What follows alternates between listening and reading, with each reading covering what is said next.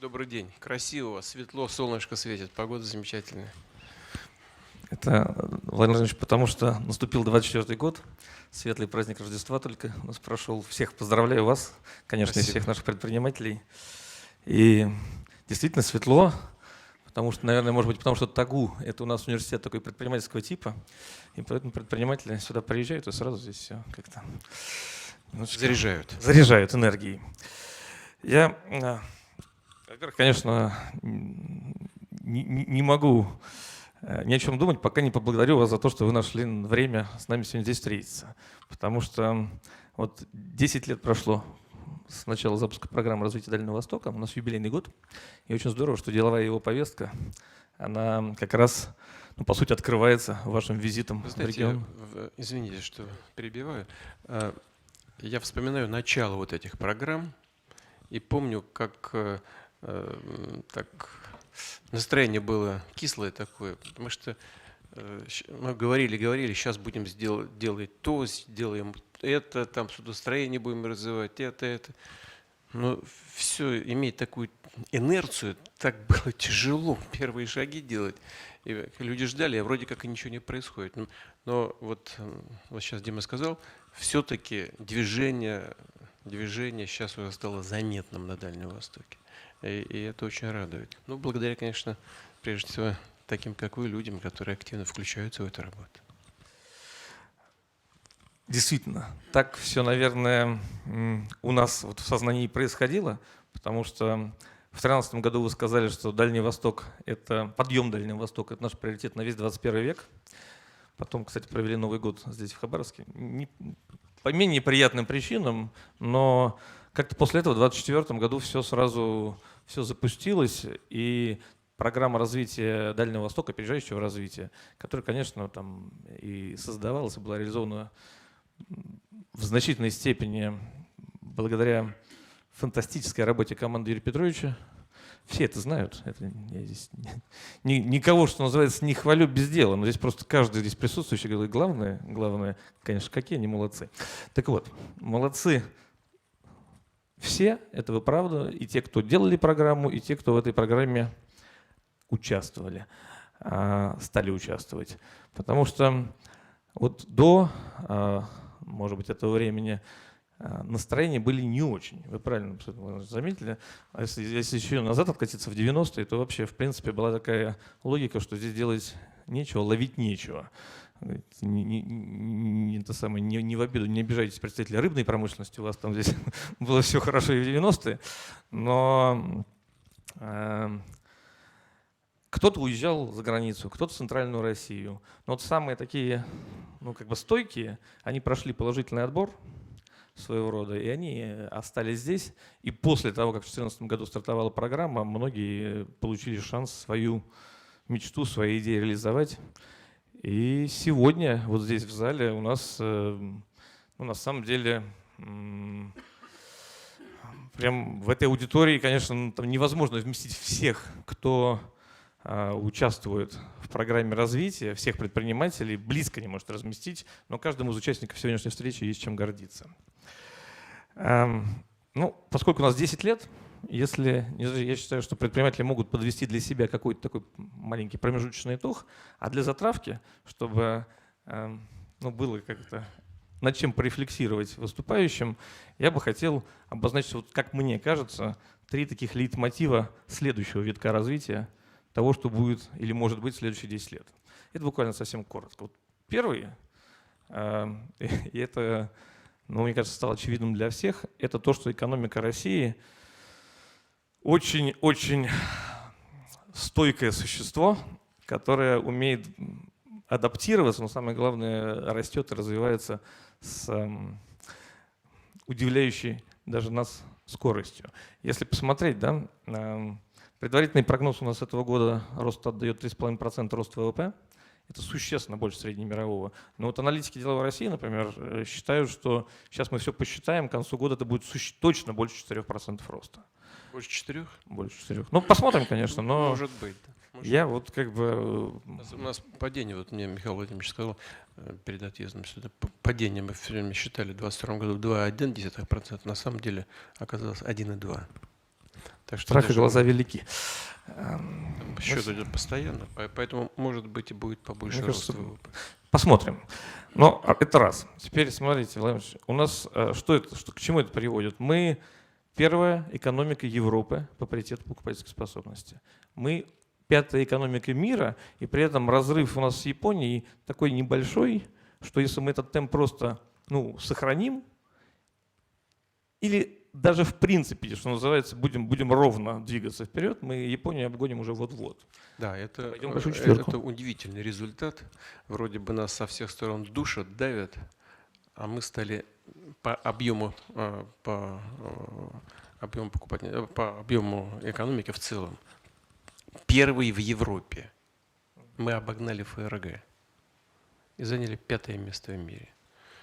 Китай, США, Индия, Япония, Россия. В Европе номер 1. В общем, я, честно говоря, на японцев сейчас бы не ставил ни с какими коэффициентами, потому что мы их обгоним точно. Япония, так же как многие европейские экономики, это высокотехнологичные экономики. И по паритету покупательной способности мы обогнали всю Европу. Но на душу населения нам еще надо стараться. Поэтому здесь есть над чем работать. И главное, чтобы у нас еще людей становилось больше. Сегодня кто-то из наших спикеров точно про это будет говорить.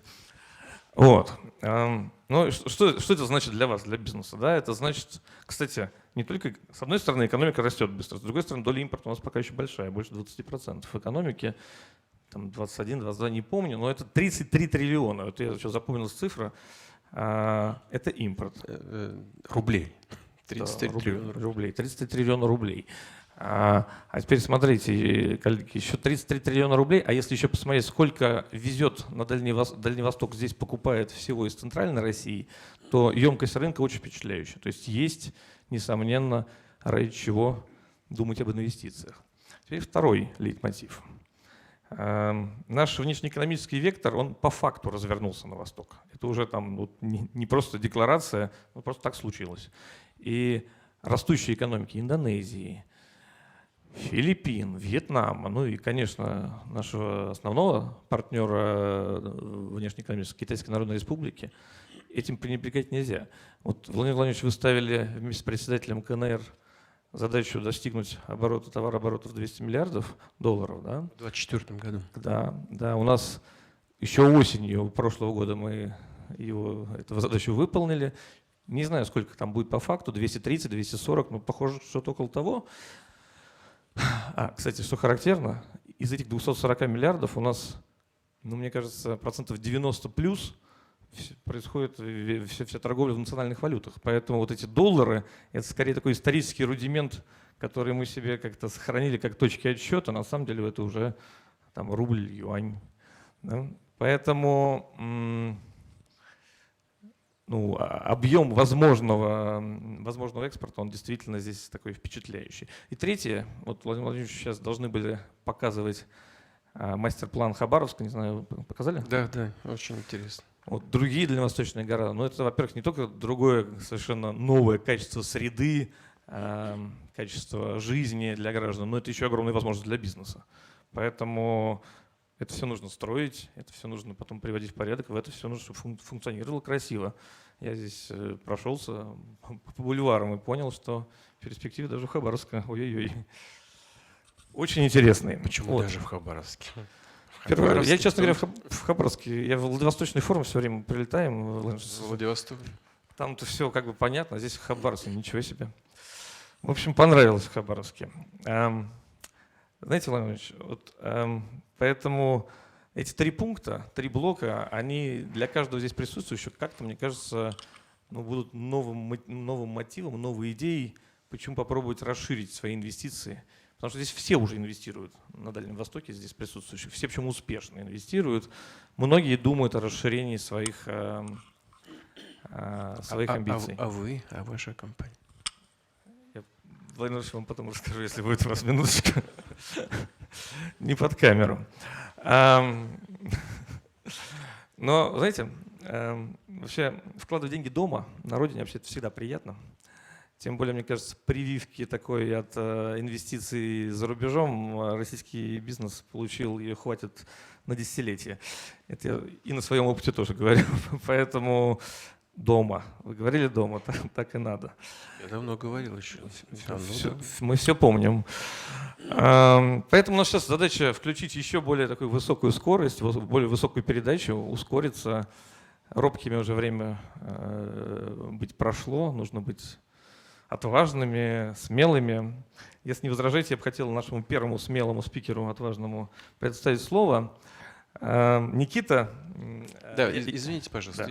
Да. Я предлагаю, я знаю, что предприниматель народ конкретный, деловой, вот интересует, что сейчас конкретно здесь происходит, что в ближайшее время будет происходить. Но если у вас есть предложение такого более широкого плана, пожалуйста, вот, идеи как людей, которые бизнесом занимаются, живут здесь, там, живут ваши близкие и так далее. Если взгляд какой-то есть на перспективу, интересные предложения, это было бы очень востребовано. Я был бы вам благодарен за это. Ну и, конечно, текущие вопросы, разумеется, само собой. Коллеги, вы сами слышали Владимира Владимировича, так что теперь, мне кажется, вы должны еще раз в голове пересобрать, а что же там такого вот сокровенного, что кипит и ждет того, чтобы быть озвученным, сложить это все и про это расскажете. А почему Никита начинаем? Я честно могу сказать, что, во-первых, Никита все время у нас обделен алфавитом.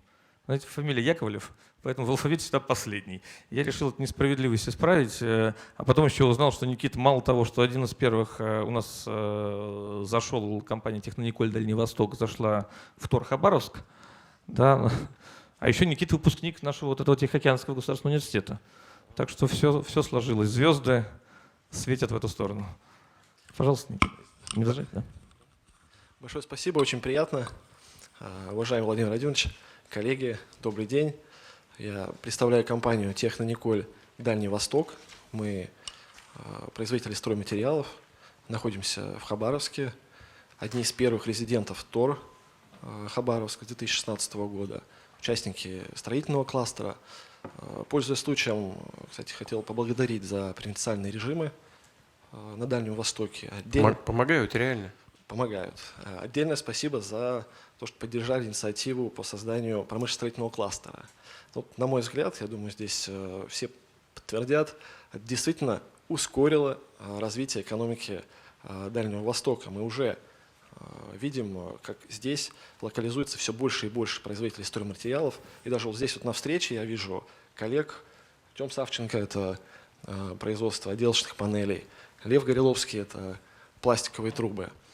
Ну, Владимир Владимирович, я хотел бы поддержать Алексея Репика в том, что уже принятые мастер-планы по развитию городов Дальнего Востока, они действительно открывают большие перспективы по развитию строительной отрасли.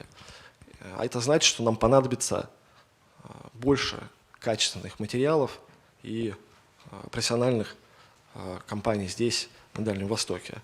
По-прежнему многое везется с западной, с центральной части страны.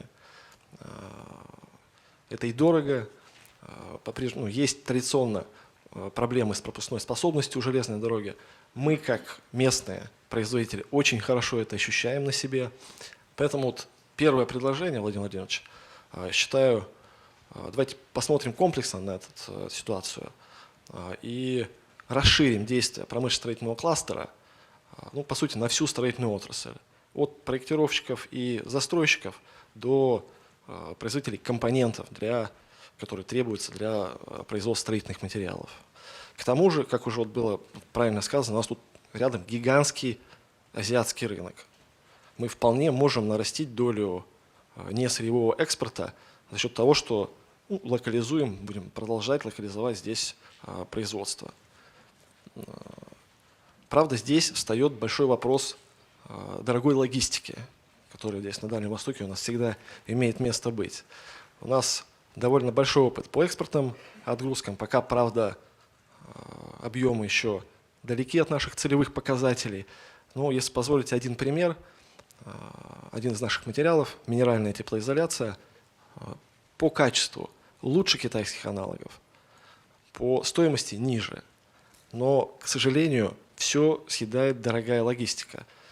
Чтобы доставить вот из Хабаровска в Китай, нам нужно делать крюк до погранпереходов Приморского края, либо до Благовещенска. Это дополнительные 700 километров. Конечно, приводит к удорожанию, особенно этот товар, он довольно объемный. Поэтому, да, есть у нас на Дальнем Востоке погранпереход, Покровка ЖОХ, но он не круглогодичный. Действует 7-8 месяцев в году, там, паромный переход. А для логистики все-таки очень важна ритмичность. Поэтому вот второе предложение, Владимир Владимирович, считаю очень важным развитие региональной логистики для сокращения плеча доставки. Тем более у нас есть такие возможности. Я убежден, что это позволит региональному бизнесу быть более конкурентоспособными на китайском рынке. Спасибо. Алексей Евгеньевич уже некоторые вещи обозначил. Что хотел бы добавить к тому, что вы сейчас сказали. Ну, во-первых, действительно, строительные материалы вообще для России в целом очень важная отрасль. А для Дальнего Востока с темпами строительства и с планами строительства это вдвойне, может, втройне важно. Поэтому в 2021 году, по-моему, да, мы на Восточном экономическом форуме, имея в виду предложения ваших коллег, и приняли решение о создании в Хабаровске этого кластера по строительным материалам. И мне очень приятно, что это развивается. Там, по-моему, 19 предприятий уже зарегистрированы и работают. Некоторые вот здесь представлены, как вы сказали. Что касается логистики, то, безусловно, это точно надо делать. Зачем везти куда-то там в Приморский край или в Благовещенск? Ну, конечно, надо сделать. Но мы с губернатором пообсуждаем сейчас на отдельной встрече, что сейчас не буду вдаваться в детали, но тут точно совершенно это надо делать, я с вами полностью согласен. Тем более, что у вас есть конкурентные преимущества по сравнению с нашими партнерами в том же Китае. Уверен, что люди там умные будут брать, если продукт хорошего качества, да еще и дешевле получается. Если из-за логистики там это наценка возникает, ее надо убирать. Надо поговорить по поводу того, чтобы вообще вот территории, которые можно было бы использовать для расширения этих логистических пунктов пропуска, реестр можно сделать и соответствующим образом развивать. Там есть у нас и соответствующие льготы предусмотрены для этих предприятий логистического профиля. Поэтому все это нужно делать. Я полностью согласен. Здесь, я знаю, есть конкретные предложения. Сейчас я просто не буду вслух об этом говорить. Но они есть по конкретным направлениям, по конкретным пунктам. Мы это сделаем. Обязательно поможем. В продолжение, что называется, вашей вот этой, собственно, реакции на вопрос Никиты, у нас здесь есть эксперт, наверное, лучший с точки зрения, который знаком со всеми нюансами дальневосточной логистики. Это у нас Вадим Филатов, основатель первой экспедиционной компании. Конечно, им-то плечо чем длиннее, может быть, тем и лучше. Они возят каждый километр лишний, что называется, рубль, но они у нас патриоты, поэтому понимают, что доход доходом, а главное, чтобы страна конкурировала успешно. И тем более обороты, ну что же здесь греха таить, стали, по крайней мере, здесь на Дальнем Востоке у наших логистов расти очень заметно. Пожалуйста. Спасибо. Добрый день, Владимир Владимирович. Как уже Алексей сказал, мы всей страной повернулись на восточный полигон, и растет Дальний Восток, и это определяет перспективы развития нашего региона. Деловая атмосфера между китайскими предпринимателями и российскими растет, мы наращиваем обороты, и мы перевыполнили, как уже тоже сегодня говорили, перевыполнили поставленную вами задачу в 200 миллиардов. Впереди еще больше перспективы, и мы бы хотели нарастить объемы экспорта, желательно не сырьевого экспорта. И международные логисты, и автомобильные предприятия, которые сейчас работают, все время смотрят вперед и не хотели бы быть проблемой для нашей экономики. Мы бы не хотели оттормаживать грузооборот между нашими странами. Но у нас есть вопросы. У нас есть вопросы инфраструктурные. Нехватка мультимодальных складских комплексов на прилегающие к международным пунктам пропуска, автомобильным международным пунктам пропуска. А у нас их на российско-китайской границе 24 пункта пропуска. Это реально сдерживающий фактор. Устаревшая складская инфраструктура – это сразу увеличение сроков доставки, это сразу увеличение стоимости перевозок, это неэффективное использование недостаточных ресурсов людских. Владимир Владимирович, если честно, складов категорически не хватает на прилегающих территориях. Не то что класса А или А+, класса Ж не найти. Что надо сделать? Скажите, давайте будем вместе делать. Я полностью с вами согласен, эта логистика нужна. Вот вы говорите, там лишний километр, лишние деньги. Но они могут вот и этим бизнесом заниматься, и не упадут доходы, наоборот, возрастут, потому что это более качественная услуга, более комплексная. Давайте вот... Мы предлагаем... Губернатор, где он? Мы предлагаем рассмотреть возможности. Да, ну вот же. Миша, садись, пожалуйста. Значит,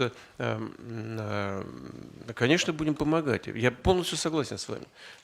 Так же, как вот предыдущий выступающий говорил о своих проблемах. Это же очень близкая тема. Надо разработать меры поддержки для какие? строительства складских комплексов на территории, прилегающей к международным пунктам пропуска. Ну, они же есть у нас, там целая цепочка есть, целый набор есть. Вот что конкретно вам нужно было бы для того, чтобы вот эту тему поднять и развитие? Ну, нам желательно, чтобы все переходы были торами. Ну, да, то есть дать им такой режим, да, вот эти, но не переходы, а вот логистические центры. Да-да-да, международные автомобильные пункты пропуска, чтобы там было льготное кредитование, если есть возможность, как у гостиниц. Да, я понимаю. Ну, у гостиниц там тоже кое-что меняется, наверное, поговорим еще об этом, но в целом почему нет? Это возможно. Да? Это, понятно, это потребует дополнительных решений со стороны правительства, со стороны Минфина. Договоримся. У нас хорошие связи с вами, так что... Спасибо большое. Спасибо. Да?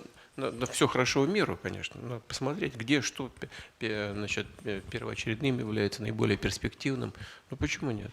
Нужно, в принципе, набор понятен, что и как можно, какие инструменты использовать, какие льготы в торах. Они же там все прописаны. Ну, вместе с губернатором подумаем, поговорим с правительством. Это правильно, я согласен полностью. И по пунктам пропуска надо решать, и по логистическим центрам. Спасибо, Владимир Владимирович. Конечно. Спасибо. Вот здесь как-то промелькнуло слово «гостиницы». Я сразу вижу Павла Залпина. Да. Павел всех приглашает нас на Сахалин. Там вот на этом самом, собственно, горном свежем воздухе уже есть 2 гостиницы. И сейчас, я так понимаю, что Павел стартует или планирует запускать новый совершенно проект в сфере гостеприимства. Если про это расскажете, будет здорово. Добрый день, Владимир Владимирович. Несколько слов о себе. Я родился и вырос в Южно-Сахалинске. Учиться поехал в Московский инженерно-строительный университет. По окончании решил вернуться на Сахалин, ведь здесь было много интересных задач для самореализации и возможность внести свой вклад в развитие родного региона. Отдельно хотим поблагодарить вас за масштабную, хорошо продуманную и своевременную поддержку, которая запустила настоящий бум развития внутреннего туризма. Благодаря механизмам территории опережающего развития, программы льготного кредитования туризма, нашей семье удалось построить 2 гостиницы на Сахалинском горном воздухе. Пользуясь случаем, хотел бы пригласить всех присутствующих к нам в гости. Приезжайте, мы вам рады. У нас в горах дышится очень легко, невероятно легко. И на свежем горном воздухе аппетит разгорается с удвоенной силой. Хочется не только провести время на склонах, но и вкусно поесть, хорошо отдохнуть после катания. Поэтому мы замахнулись на масштабный инвестиционный проект по созданию современного гастрономического пространства. Представьте, 21 кулинарная концепция, винотека с российским вином, конечно, ресторан, детский клуб. И все это прямо около входной группы горного воздуха. Прямо сейчас соберемся и Да, поедем. да, я продаю. Я так и понял. Да. Объекты, подобные на... Тьфу ты. В болото. Да, пауза. Хотим поблагодарить Минэкономразвития России и Максима Решетникова. В прошлом году принято решение по 141 постановлению правительства Российской Федерации о включении в программу льготного кредитования не только гостиниц, но и объектов, относящихся к инфраструктуре горнолыжных курортов, посещаемостью не менее 450 тысяч человек в год. Объекты, подобные нашему, реально повышают привлекательность горнолыжных курортов. Не могут ведь люди все время проводить на подъемниках и спусках. Поэтому мы считаем, что наш объект тоже должен быть отнесен к инфраструктуре. Кроме того, это инвестиционный и непростой с точки зрения реализации проект. Владимир Владимирович, просим вас дать поручение Минэкономразвития не оставлять без внимания проекты, подобные нашему. Благодарю. Ну, во-первых, видите, здорово, что вы после обучения в Москве вернулись на Дальний Восток, на Сахалин и себя реализовываете здесь. Ну, как я понял, вам нравится то, чем вы занимаетесь, и вы добиваетесь успеха. Москва хороший город, вот, там много возможностей, но таких нет. А здесь у вас есть, на Сахалине. И у вас получается. Здорово, я вас с этим поздравляю. Первое. Второе, вот эта программа развития внутреннего туризма, поддержки строительства гостиниц, особенно 3-4 звезд, 3 звезд, она работает и результаты дает. Я так понял, что вы 2 гостиницы построили уже, да? Да, на Горном. Угу. Ну вот. А вот эти объекты общепита, они не входят в систему льготирования, да? Ну, на данном этапе там четких критериев в постановлении не прописано.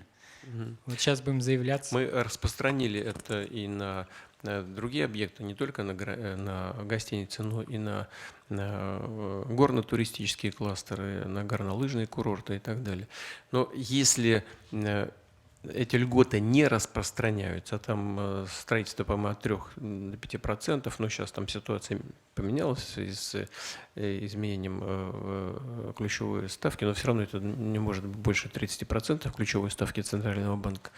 Вот. Но если объекты общепита не входят в эту систему льготирования, то, конечно, нужно ее туда пристегнуть. Здесь вы правы абсолютно, потому что это, безусловно, является частью всего комплекса, такой значимой частью. Ну, я не знаю, или подзабыли, или исходили из того, что это доходная часть. Но я с вами согласен. Мы проработаем обязательно в правительстве. Я попрошу вот коллег пометить это и с правительством проработаем. Я на вашей стороне. Считаю, что вполне можно и нужно это сделать, нужно поддержать. Особенно на Дальнем Востоке, конечно.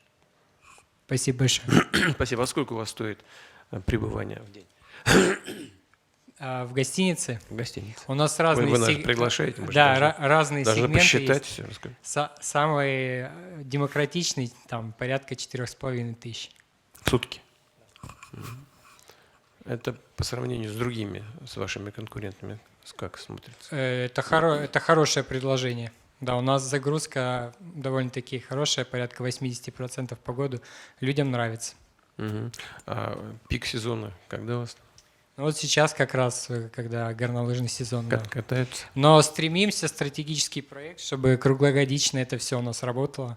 Очень надеемся, что будет сглаженные пики были бы. Угу. Да, понятно. Обязательно проработаем. Правильное предложение. Обоснованное, я считаю. Поработаем.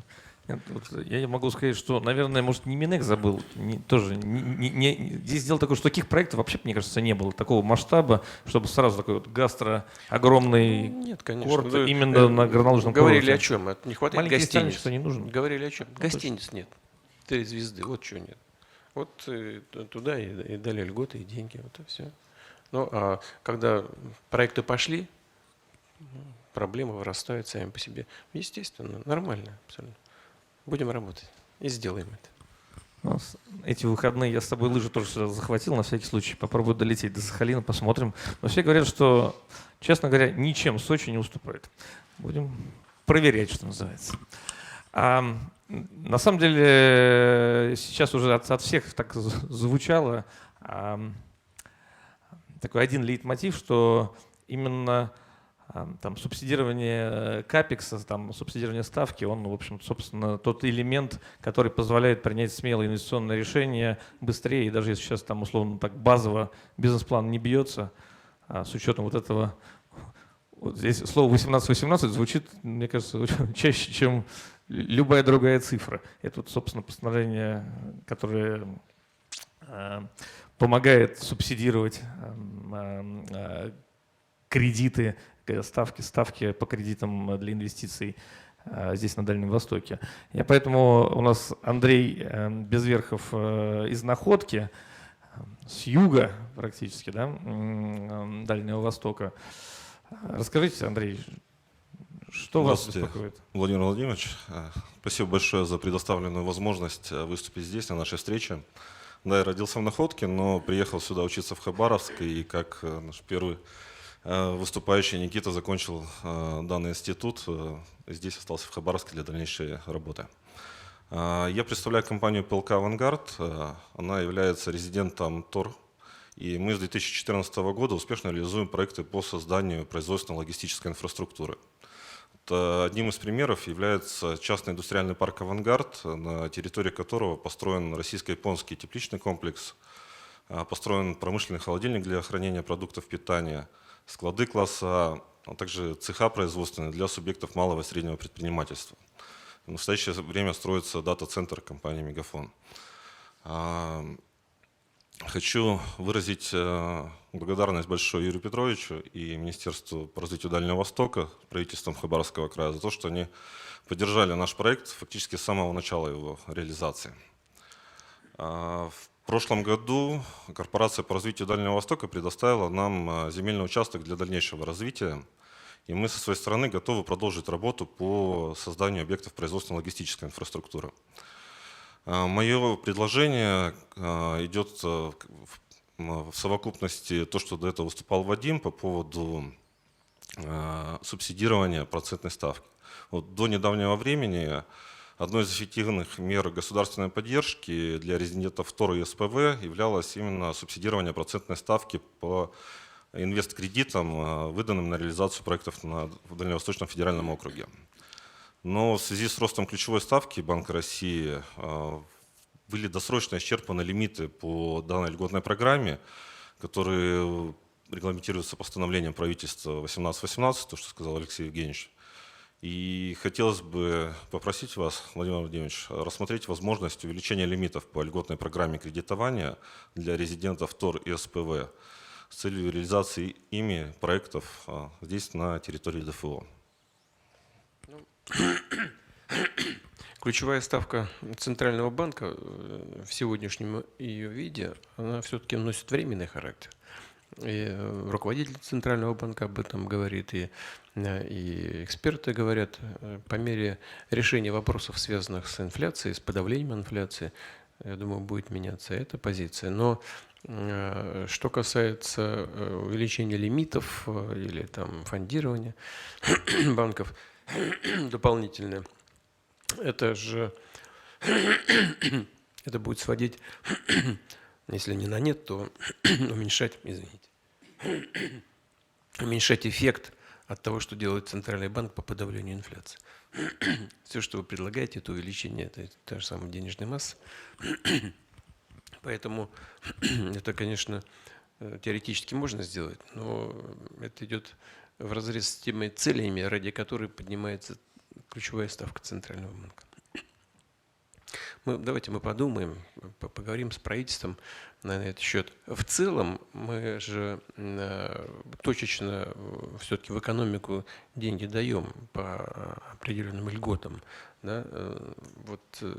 Будет ли обоснованным с учетом всей ситуации в экономике давать дополнительные средства сюда, там, либо фондирование увеличить, либо объемы там, субсидирование увеличить.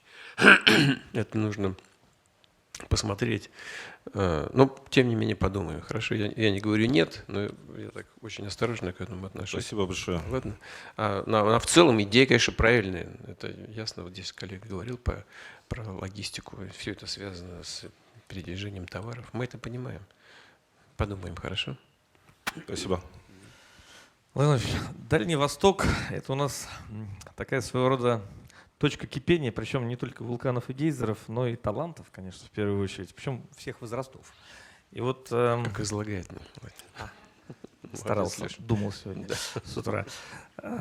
Вот. Я просто разговаривал с Александром Анатольевичем Сапожниковым, и он мне рассказывал историю своей жизни, сейчас, может, и нам немножко расскажет. Знаете, новая веха в жизни может начаться в вполне зрелом возрасте. Вот до 66 лет ничего с Дальним Востоком, я так понимаю, Александр Анатольевич не связывал, а потом он в один день сменил, по сути, и проспециализацию свою, и место реализации себя, взял сюда и переехал, и посвятил себя морю. Соответственно, вот теперь у нас рыбник. Владимир Ильич, то есть Александру Анатольевичу дадим слово тогда, да? Он Конечно, расскажет, как конечно. живет рыбная область. Конечно, конечно. Спасибо большое, уважаемый Владимир Владимирович, коллеги, за предоставленную возможность рассказать о проблемах и жизни моряков Дальнего Востока, рыбаков Дальнего Востока. Ну, как Андрей Евгеньевич сказал, Алексей Евгеньевич, извини, пожалуйста, волнуюсь все-таки.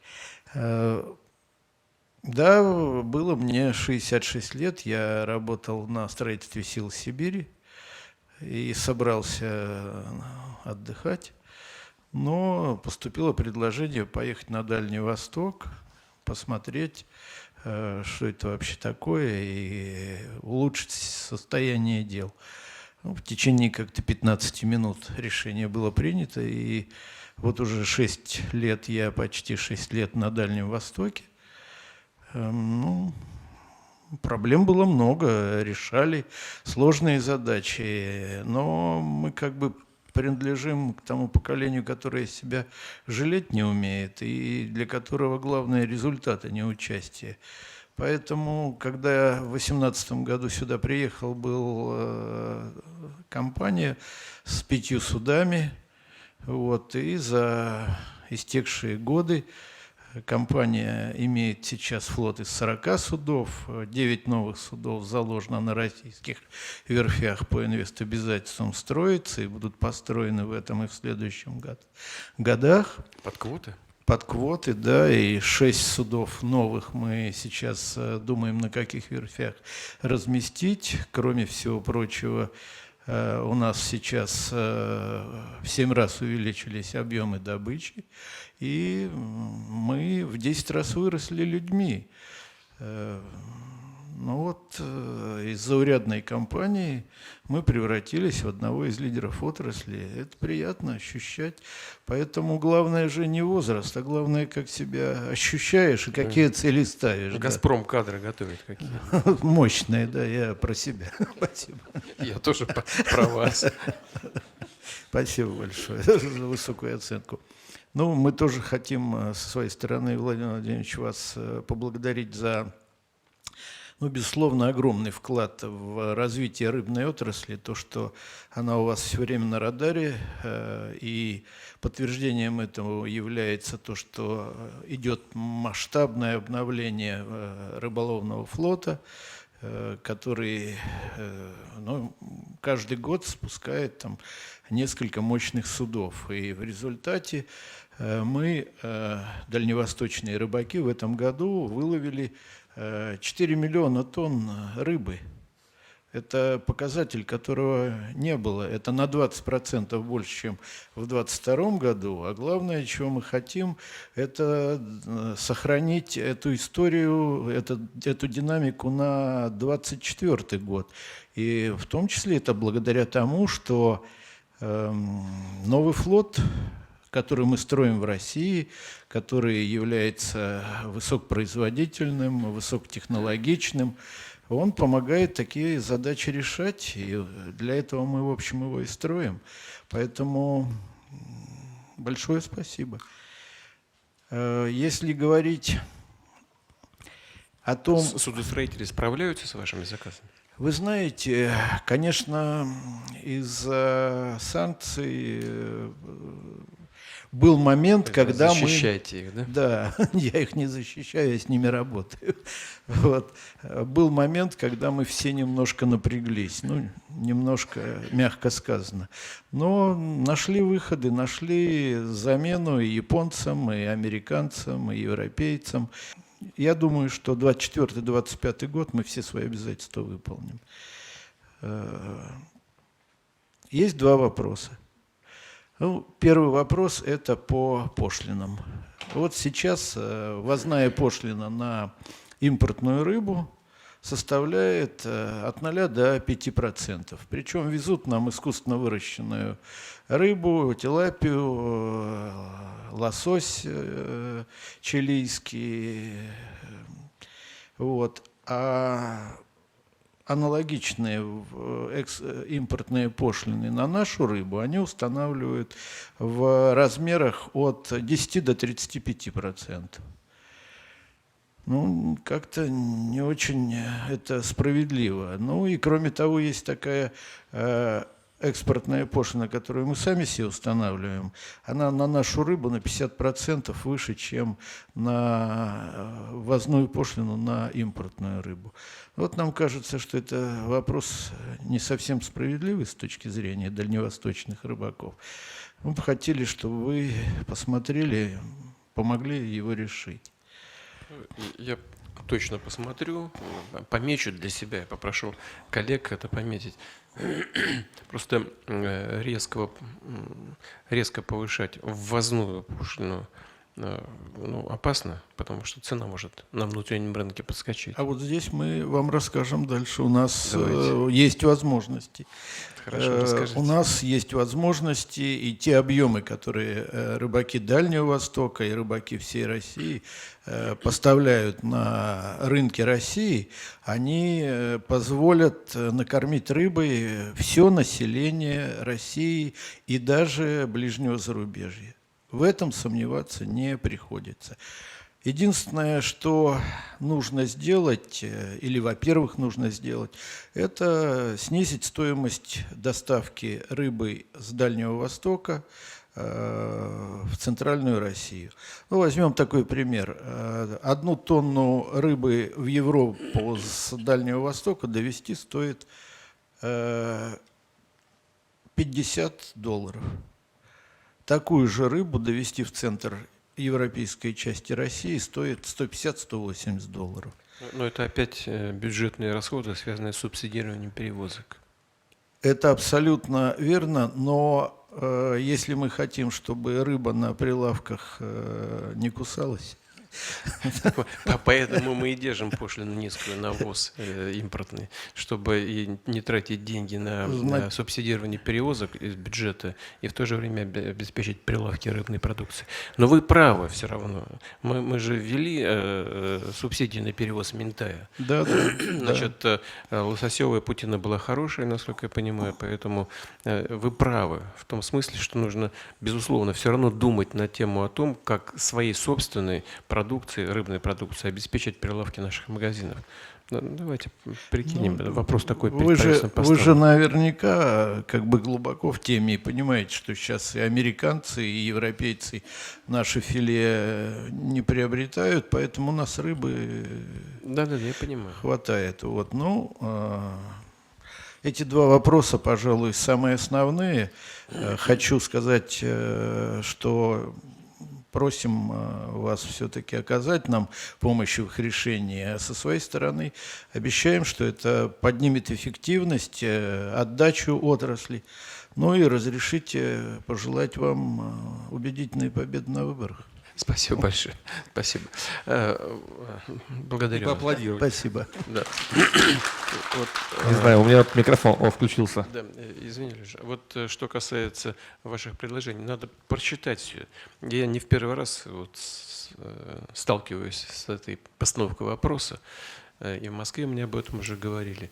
Я понимаю, что выглядит несправедливо наша там ввозная пошлина 5%, а даже тем же нашим друзьям в Китае там уже 10% наша продукция. Вот. Я понимаю. А есть еще больше.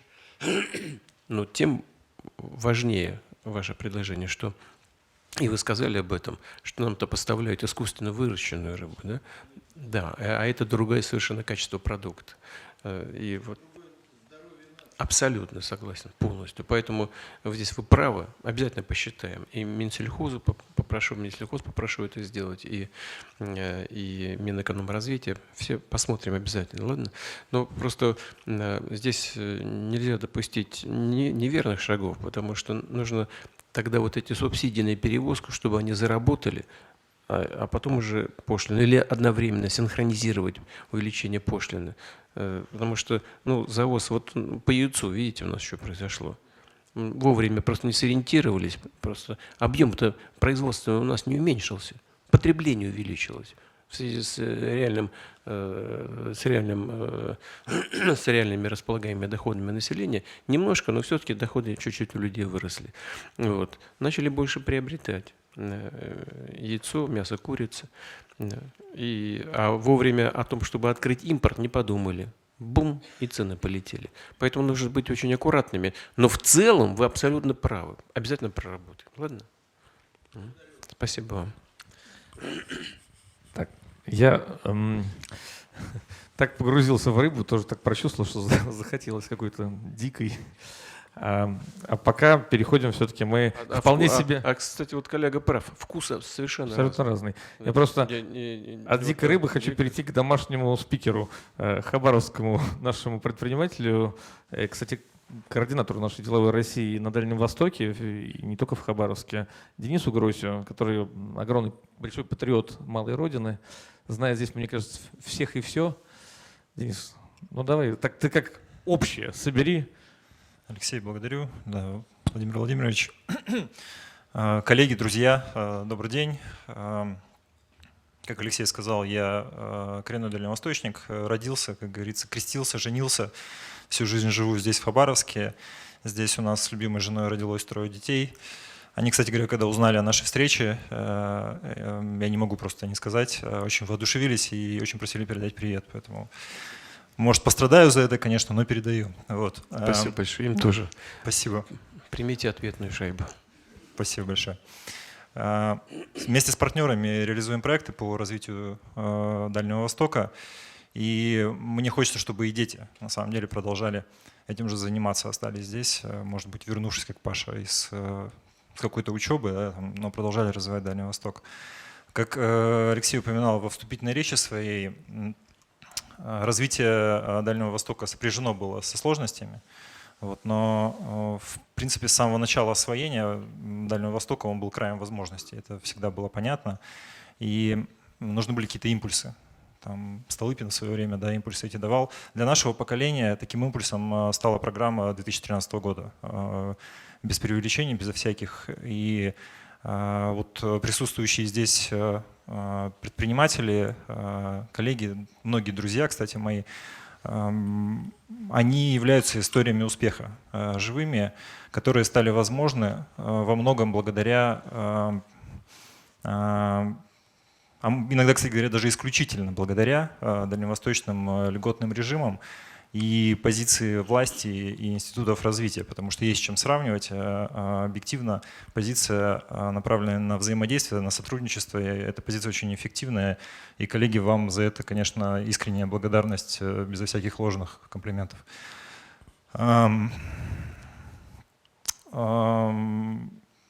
Предприниматели... Это не просто так получилось. хочу похвалить тоже своих коллег и тех, которые занимались с 2013 года, и тех, которые сейчас работают здесь. Почему? О чем я говорю? Ведь есть такая совсем... Я не хочу никого там ругать, наших либералов, они свое дело делают и качественно. Но общий такой суперлиберальный подход такой, все должны быть поставлены в равные условия. Вот. И Дальний Восток тоже, так же, как и европейская часть. Но тогда здесь и депопуляция продолжалась бы, и ничего бы не было. Условия-то разные. Ну вот коллега говорил о логистике, все дороже. Надо же думать было об этом. Но Столыпин делал свое дело в тех условиях. Достаточно было крестьян переселить, землю дать, и дело с концом. Вот и все. А сейчас жизнь другая, другие условия. Нужно их создавать, точечно работать. И в целом, не все, наверное, но в целом это получается. Вы сейчас это отметили. Поэтому это целенаправленная работа. И не в связи с последними событиями, в том числе там, на украинском направлении. Нет, совсем. В 2013 году начали еще. Вот, и мне очень приятно, что вот шаг за шагом, постепенно, но все-таки мы двигаемся в правильном направлении. Извините, что перебил. Спасибо вам, на самом деле, за развитие. Мы, кстати, с вами встречались в 2016 году на ВЭФ, была там узким составом встреча, и очень приятно, что можно сейчас сказать, что те проекты, которые мы вам там презентовали, они реализованы успешно на сегодняшний день, и мы готовы продолжать, в принципе. И я как координатор, помимо предпринимательства, да, я координирую деятельность деловой России на Дальнем Востоке, и поэтому, наверное, логично, что я задам этот вопрос, который волнует всех резидентов ТОРа СПВ. Дело в том, что в 2023 году появился проект закона, который существенно уменьшает возможности льготных режимов дальневосточных. И у нас ситуация с конкуренцией, вы абсолютно верно заметили, про неравенство условий. Они довольно жесткие, условия конкуренции.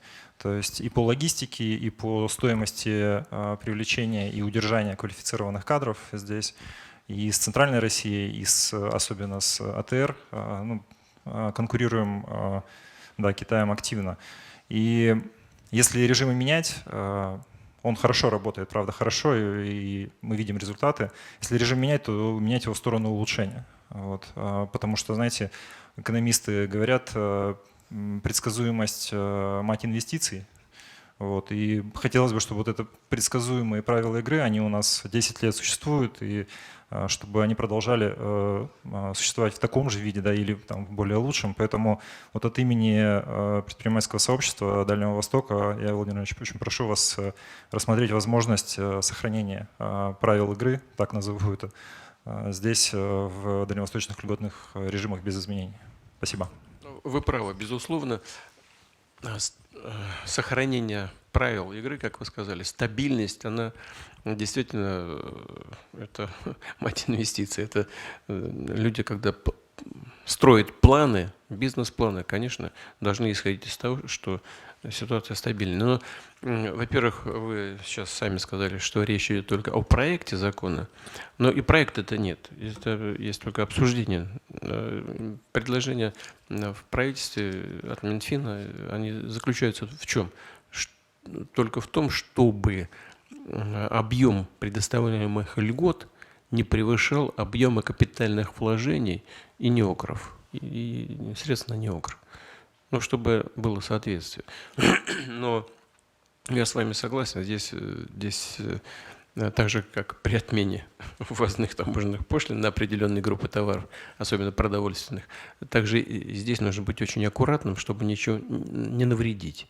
И экономия нужна государственных ресурсов, это правда. Лишних денег никогда не бывает. Но здесь очень важно сохранить этот режим в целом, не ухудшать его. Обязательно посмотрим на это. Обязательно с коллегами еще.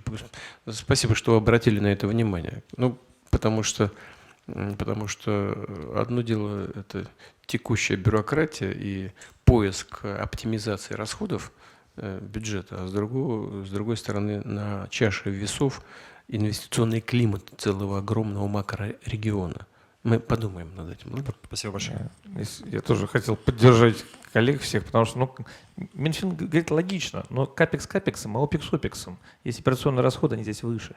И вот, это тоже нужно все время как-то в голове держать, потому что даже когда капекс отбит, а все равно для того, чтобы конкурировать, например, с Китаем, нужно понимаю, иметь Здесь нормальные важно, издержки. здесь коллега прав, важна стабильность, понимание того, что будет завтра. Понимаю. Мастер-планы из головы у меня не выходят, поэтому Лев Гореловский у нас отвечает, он все время говорит на тему ЖКХ. Но действительно, вроде бы, когда мы смотрим на тот же Хабаровск, это больше это памятник Муравьеву-Амурскому, это у нас новый красивый театр. Но если у нас, что называется, не дай бог, что случится с ЖКХ, мы знаем, да, в Центральной России сейчас столкнулись с сибирскими морозами, и то не везде, что называется, все прошло. Вчера на Чукотке был, мало чем отличается от Москвы и Петербурга. В общем, инфраструктура все равно является ключевым фактором реализации всех планов и мастер-планов.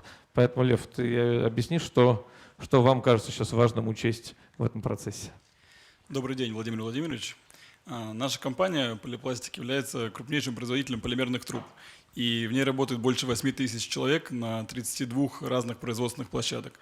Мы делаем трубы для воды, газа, тепла, не только для коммунальной инфраструктуры, но и для автомобильных дорог, для аэропортов и разных других проектов. И поэтому мы точно знаем, какими активными темпами развивалась инфраструктура прошлые несколько лет, особенно здесь, на Дальнем Востоке. Хочется отдельно отметить, что это стало возможно за счет инфраструктурных бюджетных кредитов, инфраструктурных облигаций и других механизмов инфраструктурного меню, которые стали реальной платформой развития по всей территории страны. Видя это, мы активно инвестируем в новые производства. Я рассказывал на прошлой встрече, что мы построили завод в Торе в Ракитном. Это как раз 20 километров от того, где мы сейчас находимся здесь. Этот завод активно работает, развивается. Мы недавно ввели новый цех, поэтому будем и дальше его развивать. Но еще с момента прошлой встречи мы успели построить в первую очередь в Надеждинском Торе, это во Владивостоке. Поэтому стараемся максимально активно развиваться, инвестировать на Дальнем Востоке. Но нам очень важно понимать те планы развития по обновлению коммунальной инфраструктуры и строительству новых объектов, которые реально будут выполнены, чтобы к этому правильно подготовиться. Вы уже сказали в начале выступления, что успели ознакомиться с мастер-планом города Хабаровска. И в нем в том числе есть мероприятия около 15 миллиардов рублей на развитие водоснабжения и водоотведения. Мы все понимаем, что не построив эту инфраструктуру, она есть и в других мастер-планах, в существенных объемах, не получится сделать остальные мероприятия, скажем так. И, к сожалению, пока этих денег на эти объекты коммунальные не заложены в бюджете. И просто построить их за счет частных средств тоже невозможно. Я могу уверенно об этом говорить, потому что мы помимо производства еще здесь, в Хабаровске, строим сейчас по концессии тепловую магистраль большую. Это как раз объект, такая 1200 миллиметров большого диаметра труба, которая позволит ввести и обеспечить более 1,5 миллиона метров квадратных жилья. И сделать это без государственной поддержки, без государства вместе с бизнесом, очень сложно. Я надеюсь, что в 2024 году этот объект будет введен, и я могу точно сказать, что видя такие проекты, реализуя их, мы точно знаем, что нужно отрасли для того, чтобы обновление системы ЖКХ и строительство новых объектов, правда, активно происходило.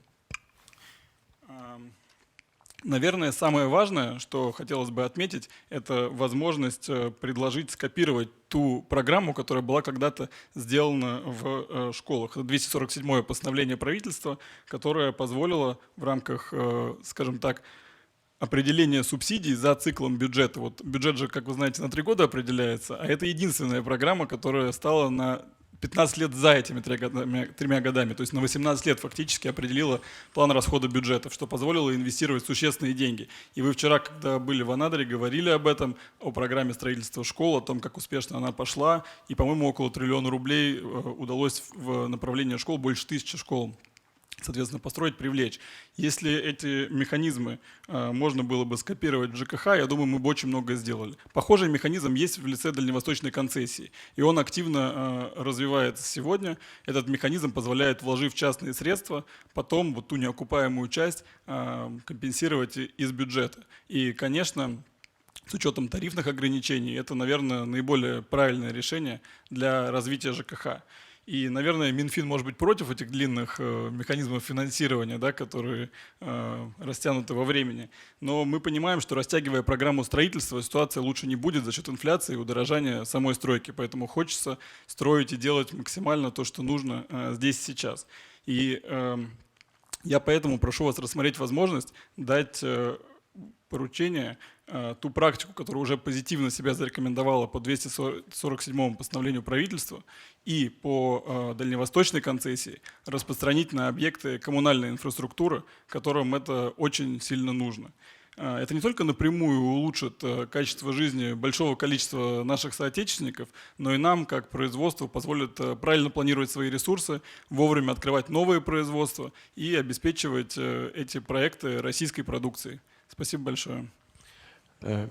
Первое, на что хотел обратить внимание, вы сказали, что вот из-за инфляции лучше, похоже, не будет, лучше будет. Потому что все действия Центрального банка и правительства, ну не все, но значительная их часть Центрального банка точно направлена на то, чтобы подавлять инфляцию. И я думаю, что мы на целевые показатели выйдем. Я больше здесь, может быть, имел в виду, что стройка в любом случае, чем позже строишь, тем дороже. Согласен. Здесь вы абсолютно правы. Но у нас с 2021 года уже соответствующие планы выстраивались, они выстроены сейчас и обеспечены финансированием. Нужно ли что-то дополнительно принимать? Мы посмотрим обязательно. Вот вы упомянули о компенсации строителям за возведение социальных объектов. Но это решение тоже принято, по сути. И будут возвращаться деньги частным структурам за возведение коммунальной инфраструктуры, детских садов, там, ну, школ и так далее. И такие решения у нас приняты, и это мы обязательно будем делать. Ну и, наконец, самое ключевое, о чем вы сказали, это развитие этой системы ЖКХ. Но в этом году у нас предусмотрено 12 миллиардов. Это небольшие деньги с федерального бюджета. Но вот мы вчера вечером с коллегами обсуждали, наверное, дали бы и больше, если бы строительный комплекс как бы за них особенно боролся, но он, судя по всему, не очень боролся, потому что неизвестно, готов ли сам строительный комплекс к таким масштабным работам. А там деньги предусмотрены приличные. На следующий год уже 150 миллиардов, на 26-й тоже 150 миллиардов. Плюс из ФНБ там где-то 180, по-моему, 7 миллиардов. То есть плюс к этому, вы уже упомянули об этом, инфраструктурные кредиты и облигации соответствующие. Поэтому набор очень большой, он в принципе весь, вы же сами сказали, меню такое существует, и у нас нет оснований полагать, что мы здесь будем что-то сокращать. Ну, все критикуют Минфин, я иногда тоже, но в данном случае упреки в адрес Минфина несправедливы, потому что Минфин все эти долгосрочные и достаточно объемные средства на финансирование системы ЖКХ поддержал. И здесь у нас никаких противоречий внутри правительства не существует. Все это будет реализовываться. Нужно ли там что-то дополнительно настроить? Ну, посмотрим. Ладно? Но в целом все прописано и средства выделены. Вот мы как раз пользуемся всеми этими программами и точно видим, что есть такой достаточно большой слой, который выпадает. Вот это новое строительство, которое будет в рамках мастер-планов, оно не попадает ни в МКИ, о которой вы сказали, ни в другие программы. И вот очень хотелось бы использовать механизм дальневосточной концессии для этого, потому что пока для коммунальной инфраструктуры он так не используется. Ну, я думаю, мы сформулируем тогда эти предложения. Хорошо. Спасибо большое. Хорошо. Обязательно, если вы видите сегмент какой-то есть, на который нужно обратить внимание, мы это сделаем, посмотрим. Спасибо. Спасибо. Спасибо большое, Владимир Владимирович. Знаете, наверное, вот сейчас я со всеми спикерами пытался там поговорить с каждым из присутствующих. И вот следующий спикер, не знаю, для меня, вот, наверное, ну, сегодня самый важный. Во-первых, ну, мало того, что мы сейчас первый раз в Бурятию перелетаем, да, а во-вторых, Валентина Дариева, она врач, у нее большой центр, и в том числе они сделали центр репродуктивный, который помогает в Бурятии, чтобы детки появлялись там, где у кого-то там с этим не очень хорошо получается. И уже вот за сколько, не знаю, 10 лет, да? 2700 детей появилось, просто благодаря вот работе команды Валентины. Мне что было интересно, я спросил, говорю, как называют детишек? Они говорят, значит, мальчики Баир, а девочки Аюна. Я говорю, что значит? Они говорят, радость, да? Да. И мудрость. Вот мы сейчас вместе перед встречей с вами как раз... Представляете, сколько радости и мудрости? 2700, там, даже если процент незначительный, это же Бурятия сейчас радостная должна быть. И со временем, лет через 20, очень мудрая. Поэтому, Валентин, расскажите, пожалуйста, как у вас дела обстоят? Чего вы еще строите хорошего? Может, еще больше детишек будет? Здравствуйте, уважаемый Владимир Владимирович, Республика Бурятия, Бурятский клинический госпиталь. Наша компания на протяжении 19 лет занимается сохранением и поддержанием здоровья наших земляков. Из маленького кабинета гинеколога площадью 20 квадратов мы выросли в многопрофильный медицинский центр и сейчас оказываем как амбулаторную, так и стационарную помощь взрослым и детям. 10 лет тому назад при поддержке правительства Республики Бурятия мы открыли единственный в регионе центр ИКО. Как уже Алексей Евгеньевич сказал, за это время у нас родилось 2700 детей. Это 90 первых классов. Мы становились победителями всероссийского конкурса «Лучший проект государственно-частного партнерства». Сохранение репродуктивного здоровья – это наша приоритетная задача нашего медицинского центра. Я хочу сказать, что в масштабах своей республики… С Москвой сотрудничаете? Конечно. Да, да. С институтом, да? С институтом перинатологии Опарина 4 работаем, конечно, обязательно. И в масштабах своей республики мы с этой задачей справляемся. Но я, как мама, как бабушка 9 внуков и врач-акушер-гинеколог с 40-летним стажем, я вот как никто придаю значение улучшению репродуктивного здоровья российских женщин и мужчин. Вообще я думаю, что в этом направлении нам нужна отдельная программа. Владимир Владимирович, вот для дальнейшего развития нам нужны площади. Здесь уже говорили про то движение, которое началось на Дальнем Востоке. И благодаря программе социально-экономического развития Дальнего Востока мы рискнули и решили построить первый в Бурятии частный госпиталь, где мы расширим объемы, оказываем медицинской помощи, будем заниматься не только эко-хирургией, но и реабилитацией. Здесь я хочу сказать спасибо Юрию Петровичу. Нам помогают программы ТОР, ведь в частной медицине экономика проектов складывается не всегда. Капитальные затраты ОМС не компенсируются, но мы все же рискнули, и я думаю, что вот благодарность наших земляков, родителей, кто обрел счастье. Но все-таки заказ по линии ОМС у вас есть? Да? У нас есть, да. Ну, то есть это основа экономической деятельности, на самом деле.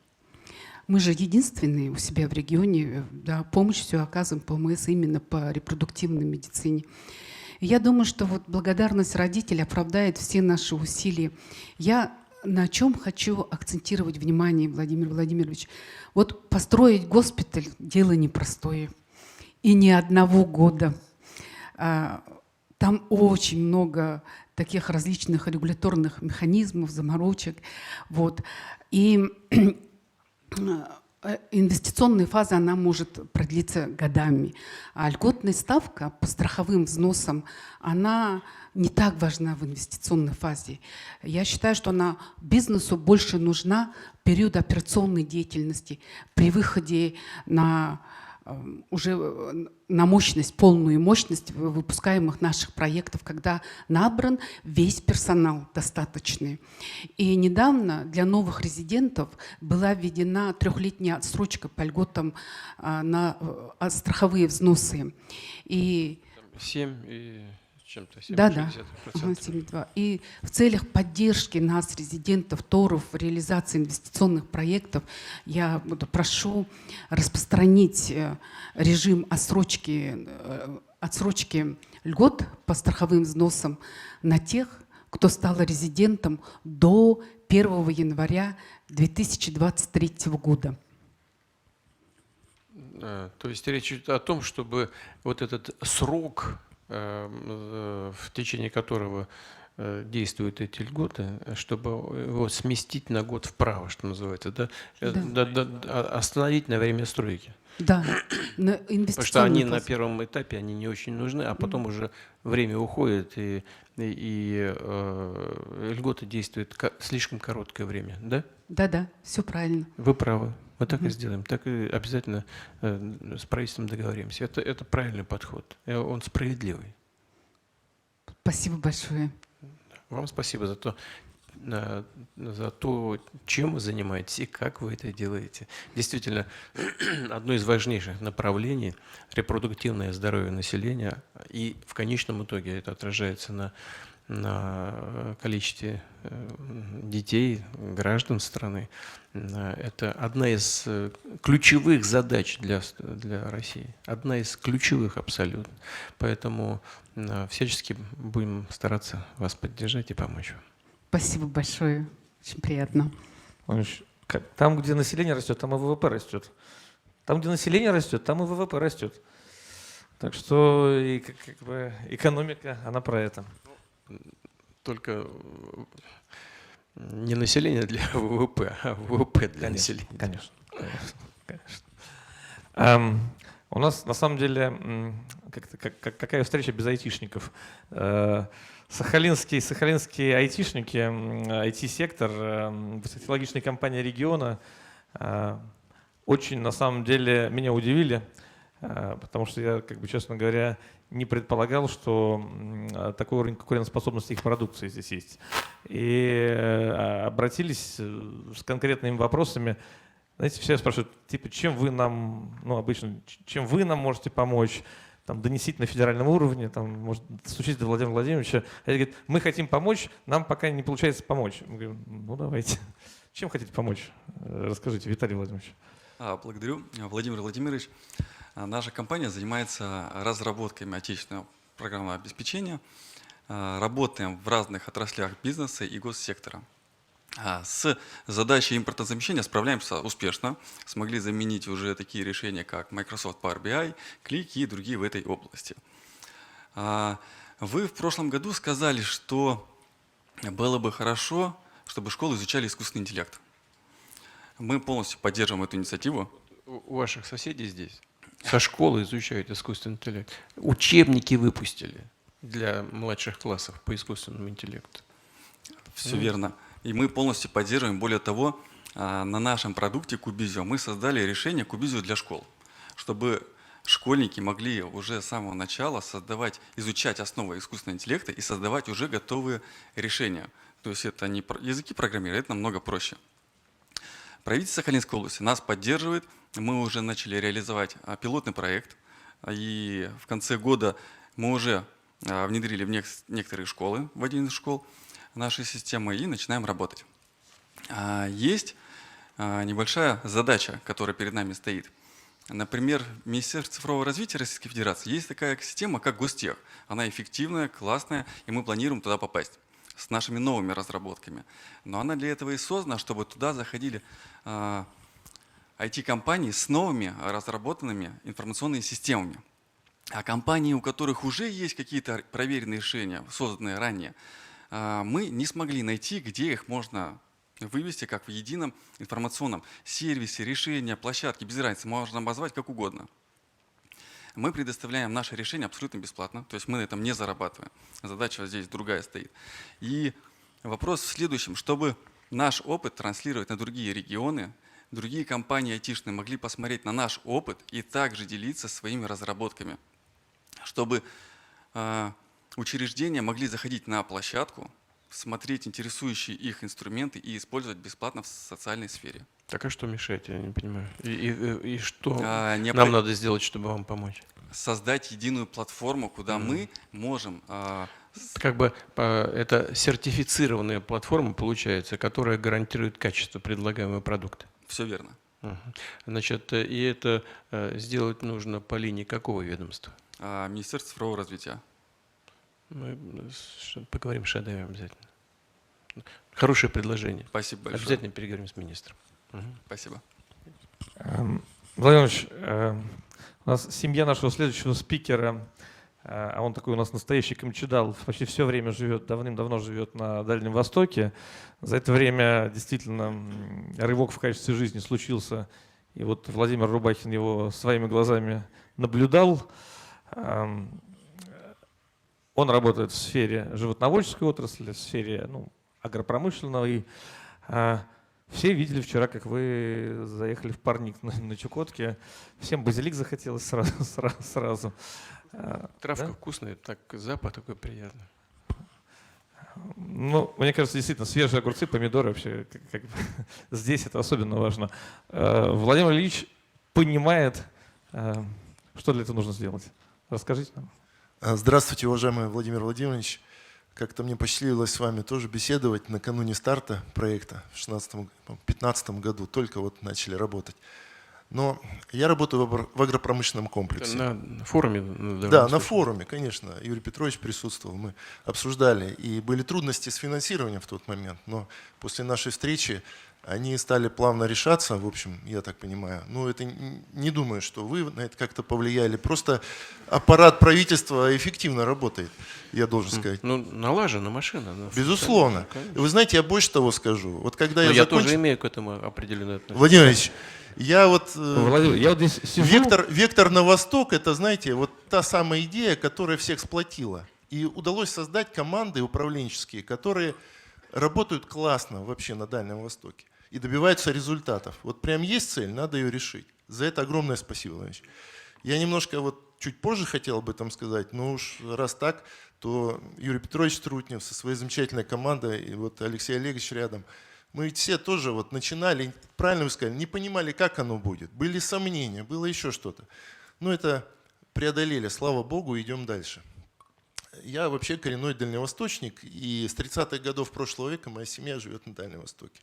Дедушка стоял у истоков первого на Камчатке молочного завода. Ну, комбината, совхоза так это называлось. А у меня уже 6-е поколение внук в этом году в школу пойдет. Вот, так что вот так. И, собственно, вот я помню хорошо времена, когда у нас, знаете, не было свежих продуктов на Дальнем Востоке. Вот Анадырь, где вы были вчера, это вот прям четко чувствует, и та теплица, она для них вообще фактор, ну, что ли, качества жизни, да, с другой стороны. Вот заходя в магазин за молоком, всегда спрашивали, а сметана какая, восстановленная или цельная, да, там. Вот сейчас реже стало звучать восстановленная, в основном цельная сметана у нас. И вот, к счастью, да, благодаря реализации некоторых идей, таких как территория опережающего развития, там, поддержка всесторонней отрасли, которая существует на сегодняшний день, стали появляться иные проекты в области животноводства. И это особенно важно для удаленных территорий Дальнего Востока. Вот мы живем, да, на Камчатке, да, и там все очень по-другому, да, не так, как на материковой части. И хочется сказать, что благодаря вашим усилиям все-таки ситуация пошла вперед. Мы стали создавать животноводческие комплексы, птицеводческие комплексы. Стало больше свежих продуктов, больше. Но их все равно недостаточно. И я скажу вот почему. Сдерживать дальнейший рост нам не позволяет, ну, отчасти это хорошо, конечно, конкуренция, да, то есть конкуренция с центральными районами России. Вот. К нам заходит, конечно, и замороженное мясо, и порошковое молоко, да, и так далее. То есть порошок, из которого потом есть соблазн что-то сделать. Но я здесь вижу, вот, ну, может быть, это в социальной больше плоскости, чем в бизнесовой лежит. Хотел бы вас попросить обратить внимание вот на что. У нас есть большая территория в России, которую поддерживаем мы, то есть правительство хорошо поддерживает с точки зрения субсидий на железнодорожные перевозки. Вот зерно возим, да, там, из центральных регионов, ну, ближе сюда, на Дальний Восток. И это почувствовали предприниматели, занимающиеся животноводством в Приморском крае, в Хабаровске. Но у нас железной дороги нет, как вы знаете. Нам нужно дальше двигать то, что мы выращиваем в Приморье. Мы, кстати, вот благодаря программе и подсобное хозяйство в Приморском крае сделали, чтобы выращивать зернобобовые культуры и доставлять их для корма животным на Камчатку. И в значительной степени, вот сегодня животноводство камчатское, оно питается за счет Приморского края. Такая междурегиональная интеграция сложилась за эти годы. И для нас, в общем-то, важно, чтобы нас покупали. Но люди говорят, дорого, в центральной части цены другие. Но мы работаем, как бы сказать, на пределе возможностей в этом смысле, что зарабатываем ровно столько, чтобы отдать там кредиты какие-то, еще что-то, как-то поддерживать инфраструктуру. Вот. Но у нас, в общем, предложение следующее. Распространить те льготы, которые существуют на железную дорогу и на перевозки морем. Именно для предприятий, занимающихся производством продуктов питания, что важно для жителей удаленных районов, таких как Магадан, Чукотка, Камчатка, Сахалинская область. Вот все это нуждается в некой форме поддержки логистических издержек, которые... А они, вот если сравнить, там, до 40% удорожания килограмма зерна идет вот, именно за счет морской составляющей. Там сложно все. Но, тем не менее, мы, конечно, стараемся, работаем. Но это как предложение. Значит, если получится, это будет большое подспорье и существенно стабилизирует цены вот, на свежие продукты, о которых я говорю. Спасибо большое. Да, обязательно надо подумать. Если мы субсидируем перевозки при экспорте продукции, в том числе аграрной продукции, то для того, чтобы стабилизировать цены внутри страны, можно подумать и о субсидировании каботажных перевозок. Я полностью с вами согласен. Действительно, так с голосу очень сложно сказать, да, мы сделаем то, это, но мы обязательно это проработаем. Точно, совершенно сформулируя соответствующие поручения правительства. И Минэкономразвитие поработает, и Минтранс поработает, и Минсельхоз. Мы это все взвесим. Хорошо? Да, но то, что вы обратили на это внимание, это здорово, спасибо большое. Есть над чем подумать. И я считаю, что это целесообразно. Но я просто не хочу там сейчас вот прямо команды раздавать. Надо посчитать, обязательно посчитаем. Но я считаю, это целесообразно. Спасибо большое, Владимир. У нас не было вопросов из Амурки, из Благовещенска. Тогда Артем Николаевич Савченко, он у нас тоже строитель, но, правда, немножко другой строитель. Уважаемый Владимир Владимирович, уважаемые гости, как уже сказали, да, я из города Благовещенска и хотел бы продолжить тему развития строительного кластера, которую поднимал Никита. Мы в Амурской области производим отделочные панели, из которых, в частности, сейчас ведется большая реконструкция Амурской областной больницы, где мы их успешно применяем. Вот. Но планируем открывать производство в Хабаровском крае, потому что здесь есть строительный кластер. Мы считаем, что очень важно расширить границы данного кластера, сделать его межрегиональным.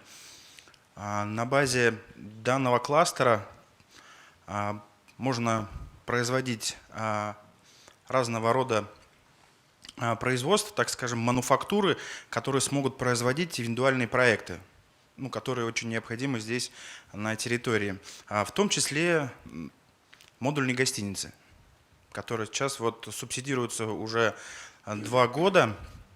Но чтобы получить данную субсидию, необходимо, чтобы модули были заводского исполнения. Это приемлемо для центральной части России, где логистика достаточно недорогая и быстрая, но для Дальнего Востока это далеко и дорого. Мы в рамках строительного кластера уже начали делать подобные модули по запросам предпринимателей. Я хотел бы попросить вас поддержать нас так скажем, в создании производства данных модулей здесь на территории и разрешить в рамках этой программы, наверное, дать возможность строить эти модули на территориях, возможно, из домокомплектов или по каркасной технологии.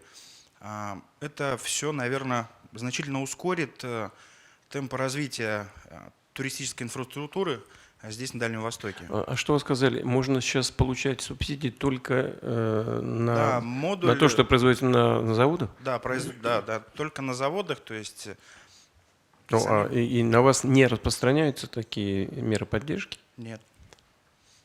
Конечно, да. Я даже не понимаю, почему. Какая разница, на заводах, не на заводах? Ну, Я была тем вот более, такая да-да. формулировка, чтобы вот именно использовали заводского исполнения, хотя, ну вот, допустим, как построить модули там на Сахалине, привезти их, допустим, вернее, построить их в Хабаровске, привезти на Сахалин. Да вы правы, гораздо абсолютно. проще Да, это правы, все делать на абсолютно. территории. Помечу обязательно и проработаем с правительством. Я считаю, что вы абсолютно правы. Какая разница? Тем более, зачем тащить оттуда, логистика какая? Как это лучше все здесь сделать? Конечно. А что касается... Обязательно пометим это все и проработаем. Что касается того, чтобы придать межрегиональный характер этому строительному кластеру в Хабаровске, так он и так межрегиональный. Я просто не понимаю, что здесь нужно добавить. Здесь 19 предприятий, и этот кластер открыт и для других участников. Пожалуйста, я не вижу здесь проблем. Есть какие-то проблемы? По-моему, ничего нет. Так что, если вы сталкиваетесь с какими-то проблемами, что вам не зайти сюда, ну то скажите, мы поправим. А по поводу вот субсидирования вот этих объектов небольших, вы правы, надо точно совершенно распространить и на ваше производство. Все, спасибо. Угу. Мы так мечемся по регионам, и сразу такое ощущение какой-то глобальности. Это, конечно, Россия огромная страна. Поэтому, а если огромная страна, то главное связанность. И вопросы логистики, вопросы инфраструктуры логистической, в том числе аэропортовые, например, они становятся уже вопросами жизненными. И поэтому Женя Статников, прошу слово взять, они занимаются как раз вот трапами и вот всей прочей аэропортовой инфраструктурой, по которой, видимо, мы как-то ходим. Владимир Владимирович, здравствуйте. Да, мы представляем компанию РТЦ. У нас такая семейная компания, мы занимаемся производством аэродромной техники и оборудования. В этом году 15-летие нашей компании, 10 из которых мы вот занимаемся именно машиностроением. А светооборудование тоже делаете? Нет, нет, мы только вот наземную технику для обслуживания воздушных судов, пассажиров, грузов, вот, то есть самоходные трапы, там, автолифты и так далее. Я знаю, что вы с Чукотки прилетели. Вот даже в Анадыре наше оборудование работает, в аэропорту Анадырь. И так по всей стране, вплоть до Симферополя, то есть практически во всех аэропортах присутствуем. Вот. Я знаю, что в первую очередь хотелось бы поблагодарить за не только те проекты, которые и ту поддержку, которая оказывается Дальневосточному региону в плане торов, но и федеральные проекты. Потому что мы вот за последнее время воспользовались нацпроектом «Международная кооперация и экспорт». То есть в рамках него и образовательная программа там в Сколково проходила. Очень полезная такая вещь, которая развивает и бизнес. Одними из первых в регионе мы воспользовались промышленной ипотекой. Сейчас достраиваем уже вот цех для сборки аэродромной техники и оборудования нашей. Вот. И такие инструменты бизнесу нужны, ну, естественно, и в Дальневосточном регионе, и по всей России. Это очень здорово и развивает нас. Но как бы в любой сфере не обходится без сложностей. У нас есть вот неразрешимая практически такая проблема, с которой мы шли уже практически во все ведомства, там и в Минпромторг, и в Минтранс. Есть несогласуемые между собой такие правительственные акты, да, так скажем, потому что есть и федеральный закон 297 о самоходных машинах, который четко регламентирует о том, что аэродромная техника и оборудование не подлежит государственной регистрации в органах гостехнадзора, как самоходные машины. И тут же есть приказ Минтранса номер 142, что все единицы наземной техники должны быть под государственными регистрационными знаками, и контролируемая зона аэропорта только так заезжать. То есть, соответственно, такая несогласованность происходит. Как же вы сейчас до сих пор работаете? И получается, что, во-первых, и мы, заложники этой ситуации, сталкиваемся еще с этим в частности, из-за того, что с 2022 года приняли электронную систему выдачи паспортов самоходных машин. То есть если до этого было чуть проще, мы как машиностроители шли просто в органы гостехнадзора и получали бумажные бланки еще тогда, вот, и выписывали паспорта самоходных машин, то сейчас в реестр Минпромторга просто так не попасть. Нужно обязательно быть, соответствовать либо техническому регламенту, либо обязательной сертификации. И вот такой замкнутый круг, по которому мы ходим, везде пишем, и этот вопрос уже там 3 года не решается. Ну как же вы работаете? Это вы же как поставляете же оборудование? Да, вот вопрос такой. Здесь палка о 2 концах. То есть мы такие в такой ситуации, как машиностроители, и аэропорты, и авиакомпании, которые, по сути, мы передаем технику свою, говорим, вот есть приказ, там, федеральный закон 297, вот мы не должны вам предоставлять ничего. И они начинают сопротивляться. Ну, как бы у нас есть 142 приказ Минтранса, который вот гласит, что должна быть техника на госномерах. Как нам быть? И в этой ситуации я не призываю там, а давайте сделаем вот все, там, Гостехнадзор, вот все должно быть регламентировано. Но какое-то решение должно уже приняться. Потому что я понимаю, сфера очень узкая, нас не так много машиностроителей в этой сфере, но транспортная доступность для вообще как бы нашей страны — это приоритетная задача. Поэтому вот такой маленький шажок в нашу сторону был бы очень здорово сделать. Как вы думаете, в течение какого времени можно согласовать все эти вопросы? Вы знаете, и принять окончательное решение? Просто вот Министерству промышленности и торговли, Евразийскому экономическому союзу и Минтрансу нужно просто 3 человека должны созвониться, принять какое-то решение и написать документ. Сколько времени, как вы думаете? Я думаю, это в течение нескольких месяцев, 2-3 месяца. Они решаются уже несколько лет. Какой благородный человек. В течение нескольких месяцев. Но я думаю, что мы в течение месяца-полутора эту работу завершим. Это просто сформулируем поручение и добьемся исполнения. Спасибо. А вопрос, безусловно, очень важный. Тем более, что это наш машиностроительный комплекс. Да, это узкая полоска этого машиностроения, но тем не менее конкретный совершенно. И действительно, чем закупать где-то, а в конечном итоге все сводится к тому, что где-то будет что-то закупаться. Вот и все. Зачем, когда мы сами можем производить? Обязательно сделаем это. Ну, не знаю, мы так по вопросам все идем, но я просто вижу, у людей уже глаза говорят, может там как с места пару кого-то. Давайте, кто нас? Птицевод. Это, Кузнецова, пожалуйста, это самое наша ответственность за цену на яйцо практически в стране. Совершенно верно. Добрый день, Владимир Владимирович, добро пожаловать. Вы во всем виноваты. Нет, мы как раз не виноваты. С Михаилом Владимировичем мы все четко контролируем. Добро пожаловать в лучшем городе России, солнечном, уютном, таким добром городе Хабаровске. Спасибо нашим землепроходцам, чтобы они выбрали именно это место, которое находится над счастливой звездой. Я являюсь акционером 2 птицефабрик Хабаровского края. Это птицезавод Хабаровский, единственное племенное предприятие от Владивостока до Новосибирска, и Комсомольская птицефабрика в городе Комсомольске на Амуре. Комсомольская птицефабрика является резидентом территории опережающего развития Комсомольск. Оба наших предприятия вступили в национальный проект производителя труда. Мы постоянно модернизируемся, потому что предприятия уже такие взрослые. Им больше 50 лет обоим. В прошлом году был юбилей птицезавода Хабаровского. Конечно, планы наши большие.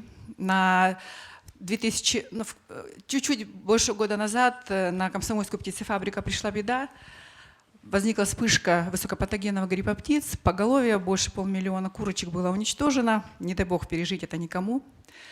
Но, наверное, с Божьей помощью, с верой губернатора Михаила Владимировича Дегтярева в нас, и, наверное, ответственность перед населением, которое мы кормим, все-таки сделала так, что мы в декабре произвели 25 миллионов яйца 2 птицефабриками. У нас спокойная ситуация, самая низкая цена в регионе.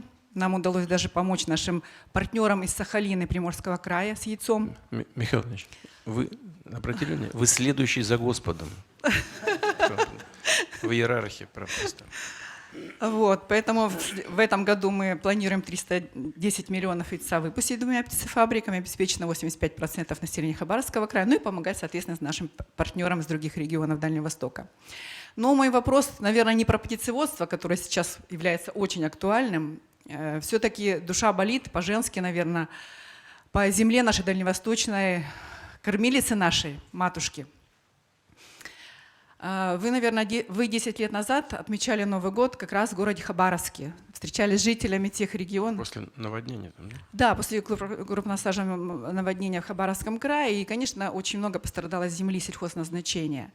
В прошлом году перед Восточным экономическим форумом на Приморском крае ливневые дожди повредили большое количество земли сельхозназначения. И вообще, если взять из 100% земли сельхозназначения, по Дальневосточному федеральному округу используется только 15%, и с каждым годом ее все меньше и меньше.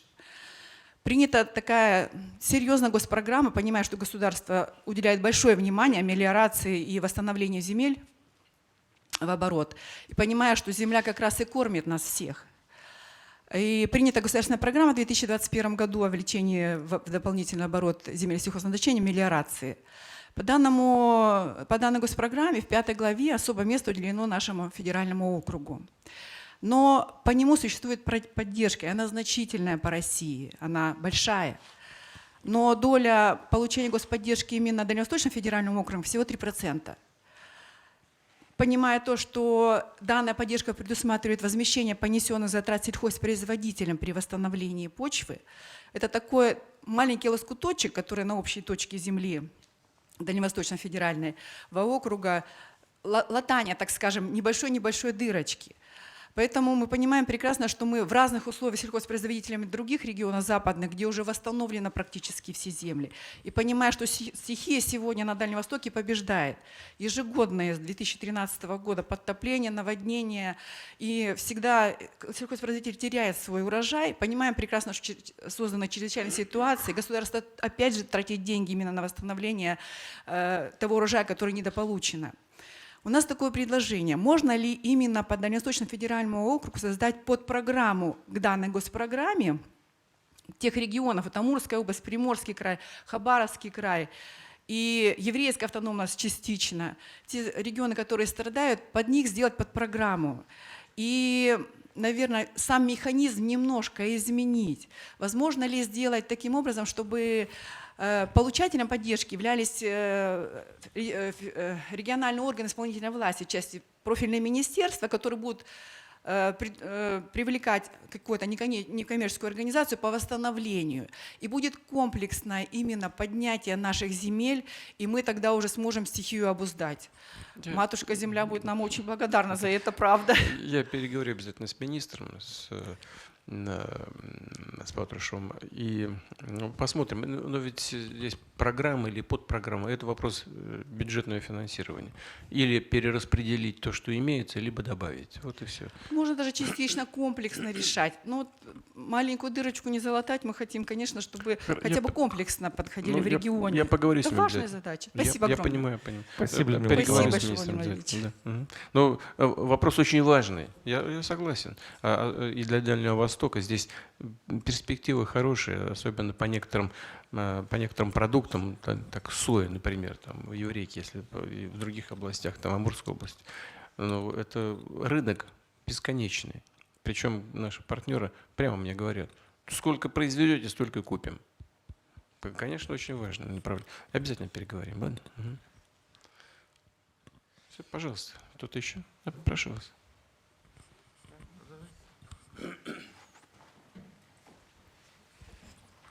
Здравствуйте, Владимир Владимирович. Меня зовут Анастасия. Представляю компанию Кунашир Тур. Мы занимаемся развитием туризма на острове Кунашир.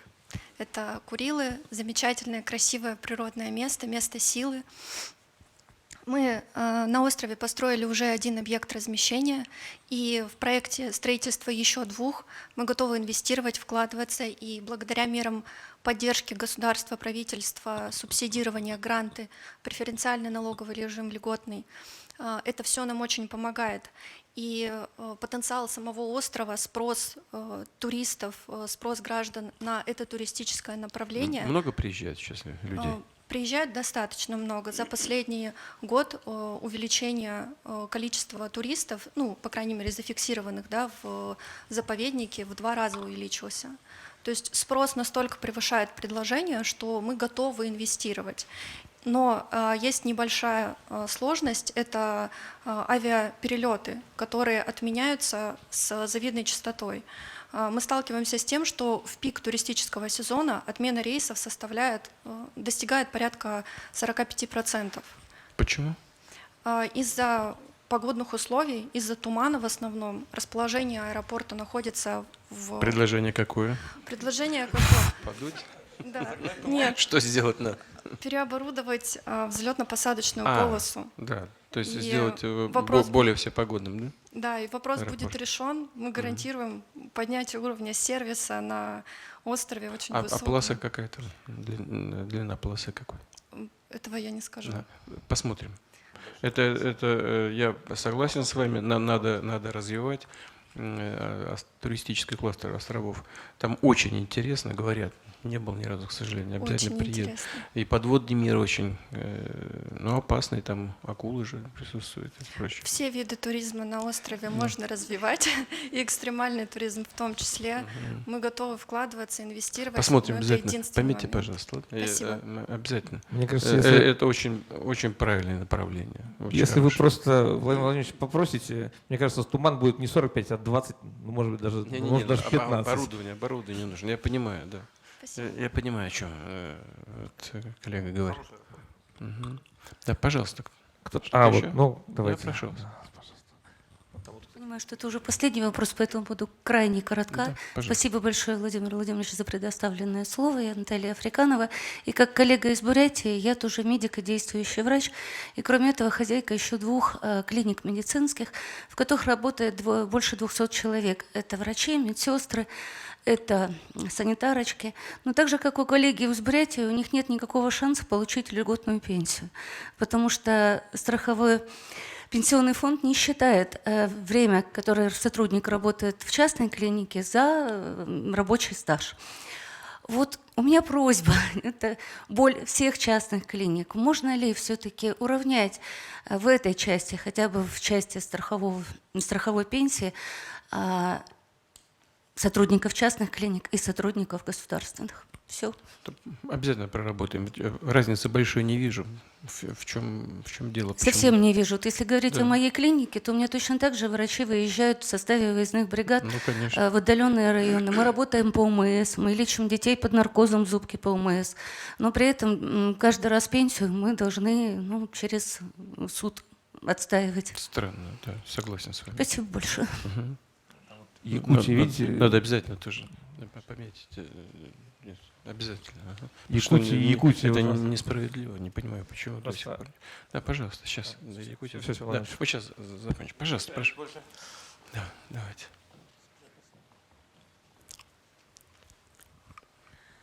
Здравствуйте, Владимир Владимирович. Компания «Бизнес-инновации». Мы занимаемся производством модульных домов, металлоконструкций, а также поставкой оборудования материалов в адрес крупных инфраструктурных проектов. В том числе нашими крупнейшими заказчиками являются лидеры российского рынка, такие как Российские железные дороги и компания «Росгидро». Эти компании обеспечивают повседневный комфорт нашей жизни. Оборот нашей компании 200 миллионов рублей, поэтому около 200 миллионов рублей. Поэтому сотрудничество с такими важными, серьезными партнерами для нас очень ценно. Мы очень ответственно подходим к своей работе и пока что еще никого не подвели. Но ввиду санкций, каждый раз, когда мы подписываем новый очередной госконтракт в рамках 44 или 223 ФЗ, мы очень боимся оказаться в реестре недобросовестных поставщиков по независящим от нас обстоятельствам. К сожалению, статистика показывает, что с 2020 года этот реестр в количестве таких поставщиков увеличился вдвое. Уважаемый Владимир Владимирович, большая просьба поручить посмотреть на критерии внесения в реестр недобросовестных поставщиков. Да, если там связано с какими-то объективными обстоятельствами, чтобы автоматом туда не залетали. Да, да? Да. Понимаю. Именно в рамках 44 и 223 ФЗ, чтобы там не было, не появлялись поставщики по независящим от них Да, обстоятельствам. я понимаю. Но это критерий тонкий такой, но надо посмотреть, я согласен. С одной стороны, вроде конкуренция на тендерах становится меньше в связи с этим, но по-человечески очень жалко компании, которые там оказались. Если есть такая возможность, может быть, рассмотреть вопрос реабилитации компаний тех, которые имели хорошую деловую репутацию и успешный до этого опыт поставок. Мне, как маме двоих детей и осуществляющей также поставки по госконтрактам, я бы очень не хотела попасть в неприятную ситуацию в связи с нарушением сроков поставки по госконтракту. Вам стыдно перед детьми? Нет. Просто я понимаю всю ответственность за работу с госзаказчиками и, скажем так, как тяжело потом из этого реестра Понимаю. выйти. Посмотрим обязательно, я услышал. Я понимаю, что есть объективные обстоятельства, которые не часто, или иногда, во всяком случае, не позволяют исполнить обязательства. Посмотрим. Здесь тонкая грань такая, надо ее отработать. Спасибо вам большое. Поговорим Спасибо. обязательно. Справедливое замечание. Да, пожалуйста, Якутия. Добрый день. Добрый день, Добрый. уважаемый Владимир Владимирович. Хочу, конечно, поблагодарить за то, что вы уделяете внимание нам. Я Анна Постникова, руководитель, индивидуальный предприниматель, руководитель сети частных лицензированных детских садов «Узнавайка» в городе Якутске. И сегодня я представляю здесь сферу частного образования, и также меня попросили коллеги частных медицинских клиник озвучить наши вопросы, так как они схожи. Мы имеем лицензию, государственную лицензию, мы работаем по государственным стандартам, соответствуем всем требованиям, проходим необходимые проверки надзорных органов. У нас такие же воспитатели, как и в муниципальных, государственных образовательных учреждениях, да? Но хотелось бы обратить внимание на неравные условия наших сотрудников. Они не могут воспользоваться дальневосточной льготной ипотекой, так как в программе прописано, что этой ипотекой могут воспользоваться педагогические и медицинские сотрудники государственных и муниципальных образовательных учреждений, образовательных и медицинских учреждений. И А сколько вас числом-то? я сегодня пообщалась здесь с коллегами, это не только в Якутии, это по Дальнему Востоку. Частных медицинских клиник много, лицензированных, образовательных организаций. У нас в Якутске 40... Сказал бы мало, наоборот. У нас в Легче из Якутске бюджета деньги выделять. нас мало. В Якутске нас мало, у нас 43 предпринимателя, которые работают в сфере дошкольного образования. Посмотрим обязательно. Но я на самом деле думаю, не так уж и много там людей. Надо тоже пометить обязательно. Максим, пометьте обязательно. Какое там количество людей? Конечно, все должны быть поставлены в равные условия. Работа-то одна и та же на самом деле. Спасибо большое. И разница в уровне доходов, думаю, что несущественная. Да, спасибо большое. Пожалуйста. Я Так же, как и по пенсионным делам. Кто здесь говорил? Да. Так же, как по пенсионным делам. Вы правы абсолютно. Обязательно к этому вернемся, решаем. Я Флида из Якутии. У меня был вопрос моста. Но Алексей мне сказал, что он решен. В городе? Ленского моста, да. Я благодарю вас от имени всех предпринимателей. Если, Алексей, вы так посмеялись, если это неправда, то тогда вам придется довести его до конца сегодня. Пусть строит. Пусть строит тогда. Уважаемый Владимир Владимирович сегодня очень добрый. Я думаю, что действительно мосту быть. Дело моста, наверное, не одного дня. Хотел поехать на курорт на лыжах покататься, Флид. Сейчас поеду мост наводить.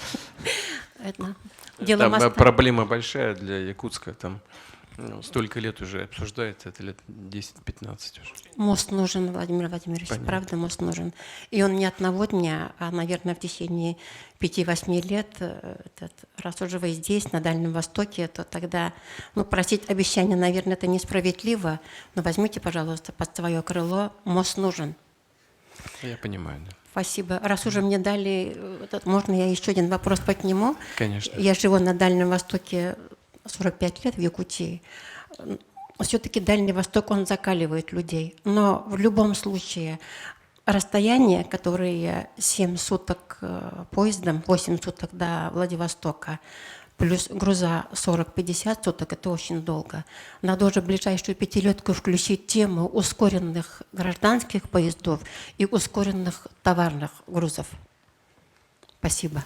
Это одна из основных задач РАО РЖД — увеличение скорости перевозок, поэтому это генеральная задача, над этим они работают и будут работать дальше. Я уже по Дальнему Востоку там пока сложнее добраться, а скоростное движение будем развивать сначала в европейской части, потом будем идти на Урал, ну и там дальше смотреть. У нас с такой территории скоростное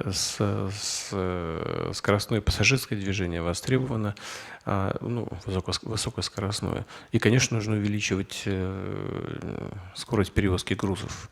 Это точно. Но это одна задача будет решаться совместно с другой, потому что высвобождение путей будет происходить. И для восточного полигона это особенно важно, с учетом роста объемов перевозок. Но здесь отдельно можно говорить, до утра можно сейчас разговаривать на эту тему.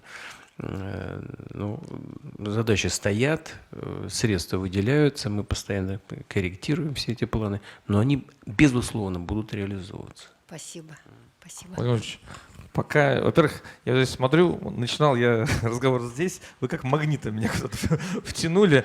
Это все, видимо, почему? Потому что я пытаюсь за вами загородиться, защититься, чтобы меня Флида не отправила строить мост через Лену. Чего вы сказали, поэтому надо исполнять.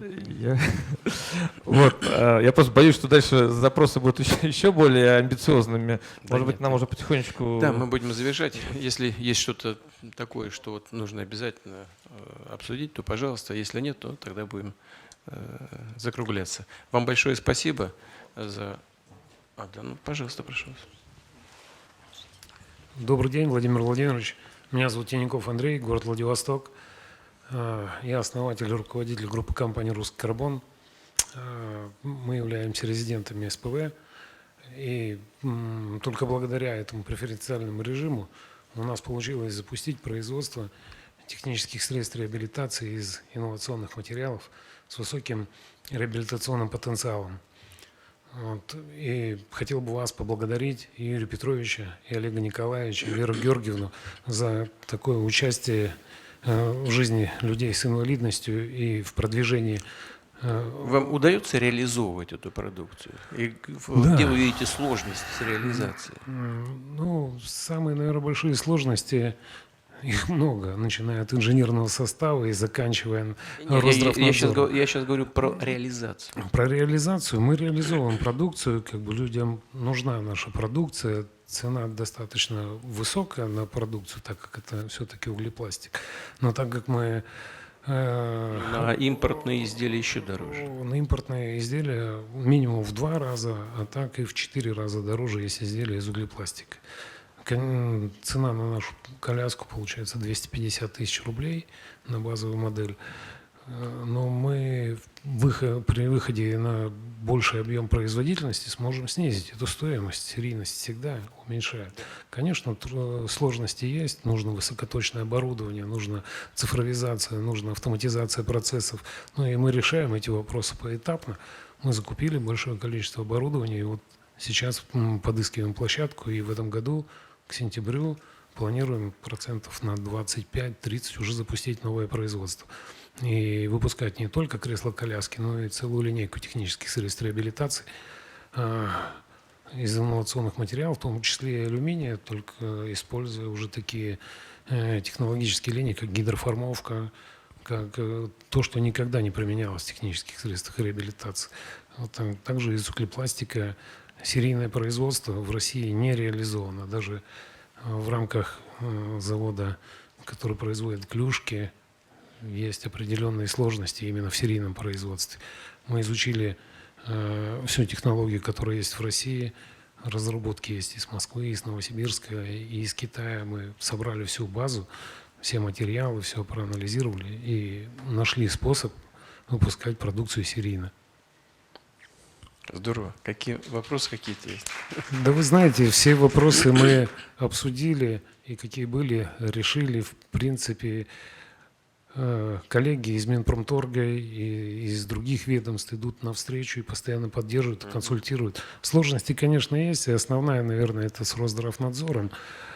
Именно нет возможности быстро получать регистрационное удостоверение, но это связано с одной единственной лабораторией в стране, которая может производить эти испытания, и повышенным требованиям к техническим средствам Тем не менее, реабилитации. надо обратить на это внимание. Ну, если есть такая возможность, то да, если бы это можно было делать на региональном уровне и проходить тестирование и лабораторные испытания на этапе не после подачи заявки в Росздравнадзор, а до подачи заявки, чтобы мы могли самостоятельно контролировать процесс. Вдруг что-то не подошло. Вот, спасибо, что вы вот это подсказали. Это такой нюанс очень важный.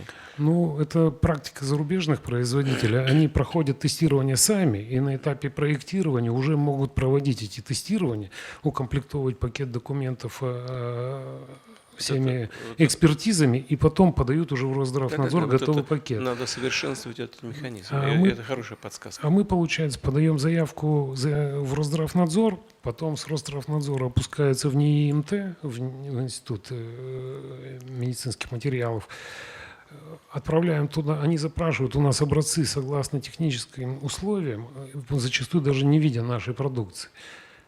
Делают экспертизу, потом что-то получается не так, и нам или закрывают эту заявку, ну и это затягивается на годы. Вот видите, а вы говорите, все хорошо. Значит, не случайно я вас вытащил у вас этого. Я вижу, там есть проблемы.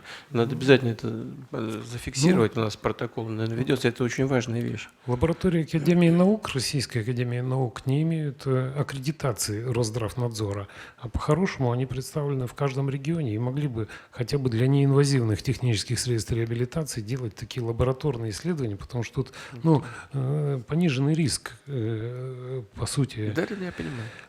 Да, и это бы очень сильно развязало бы нам руки, и мне, и Роме Аранину, и другим производителям. Хорошо, я услышал. Обязательно над этим поработаем. Спасибо за ваше предложение. Спасибо большое. Спасибо. Успехов вам. Все, завершаем.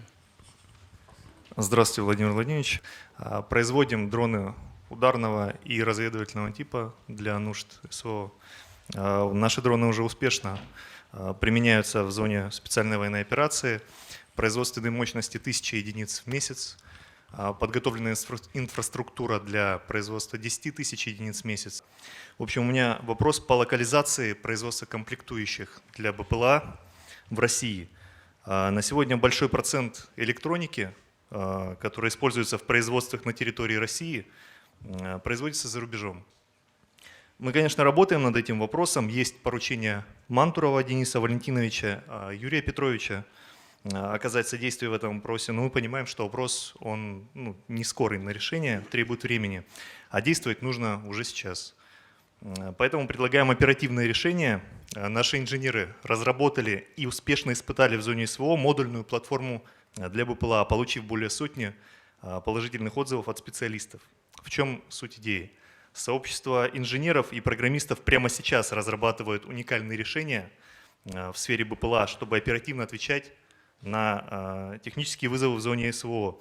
Но вместо концентрации на своих узких специализированных задачах они вынуждены разрабатывать систему целиком, то есть готовые дроны под ключ.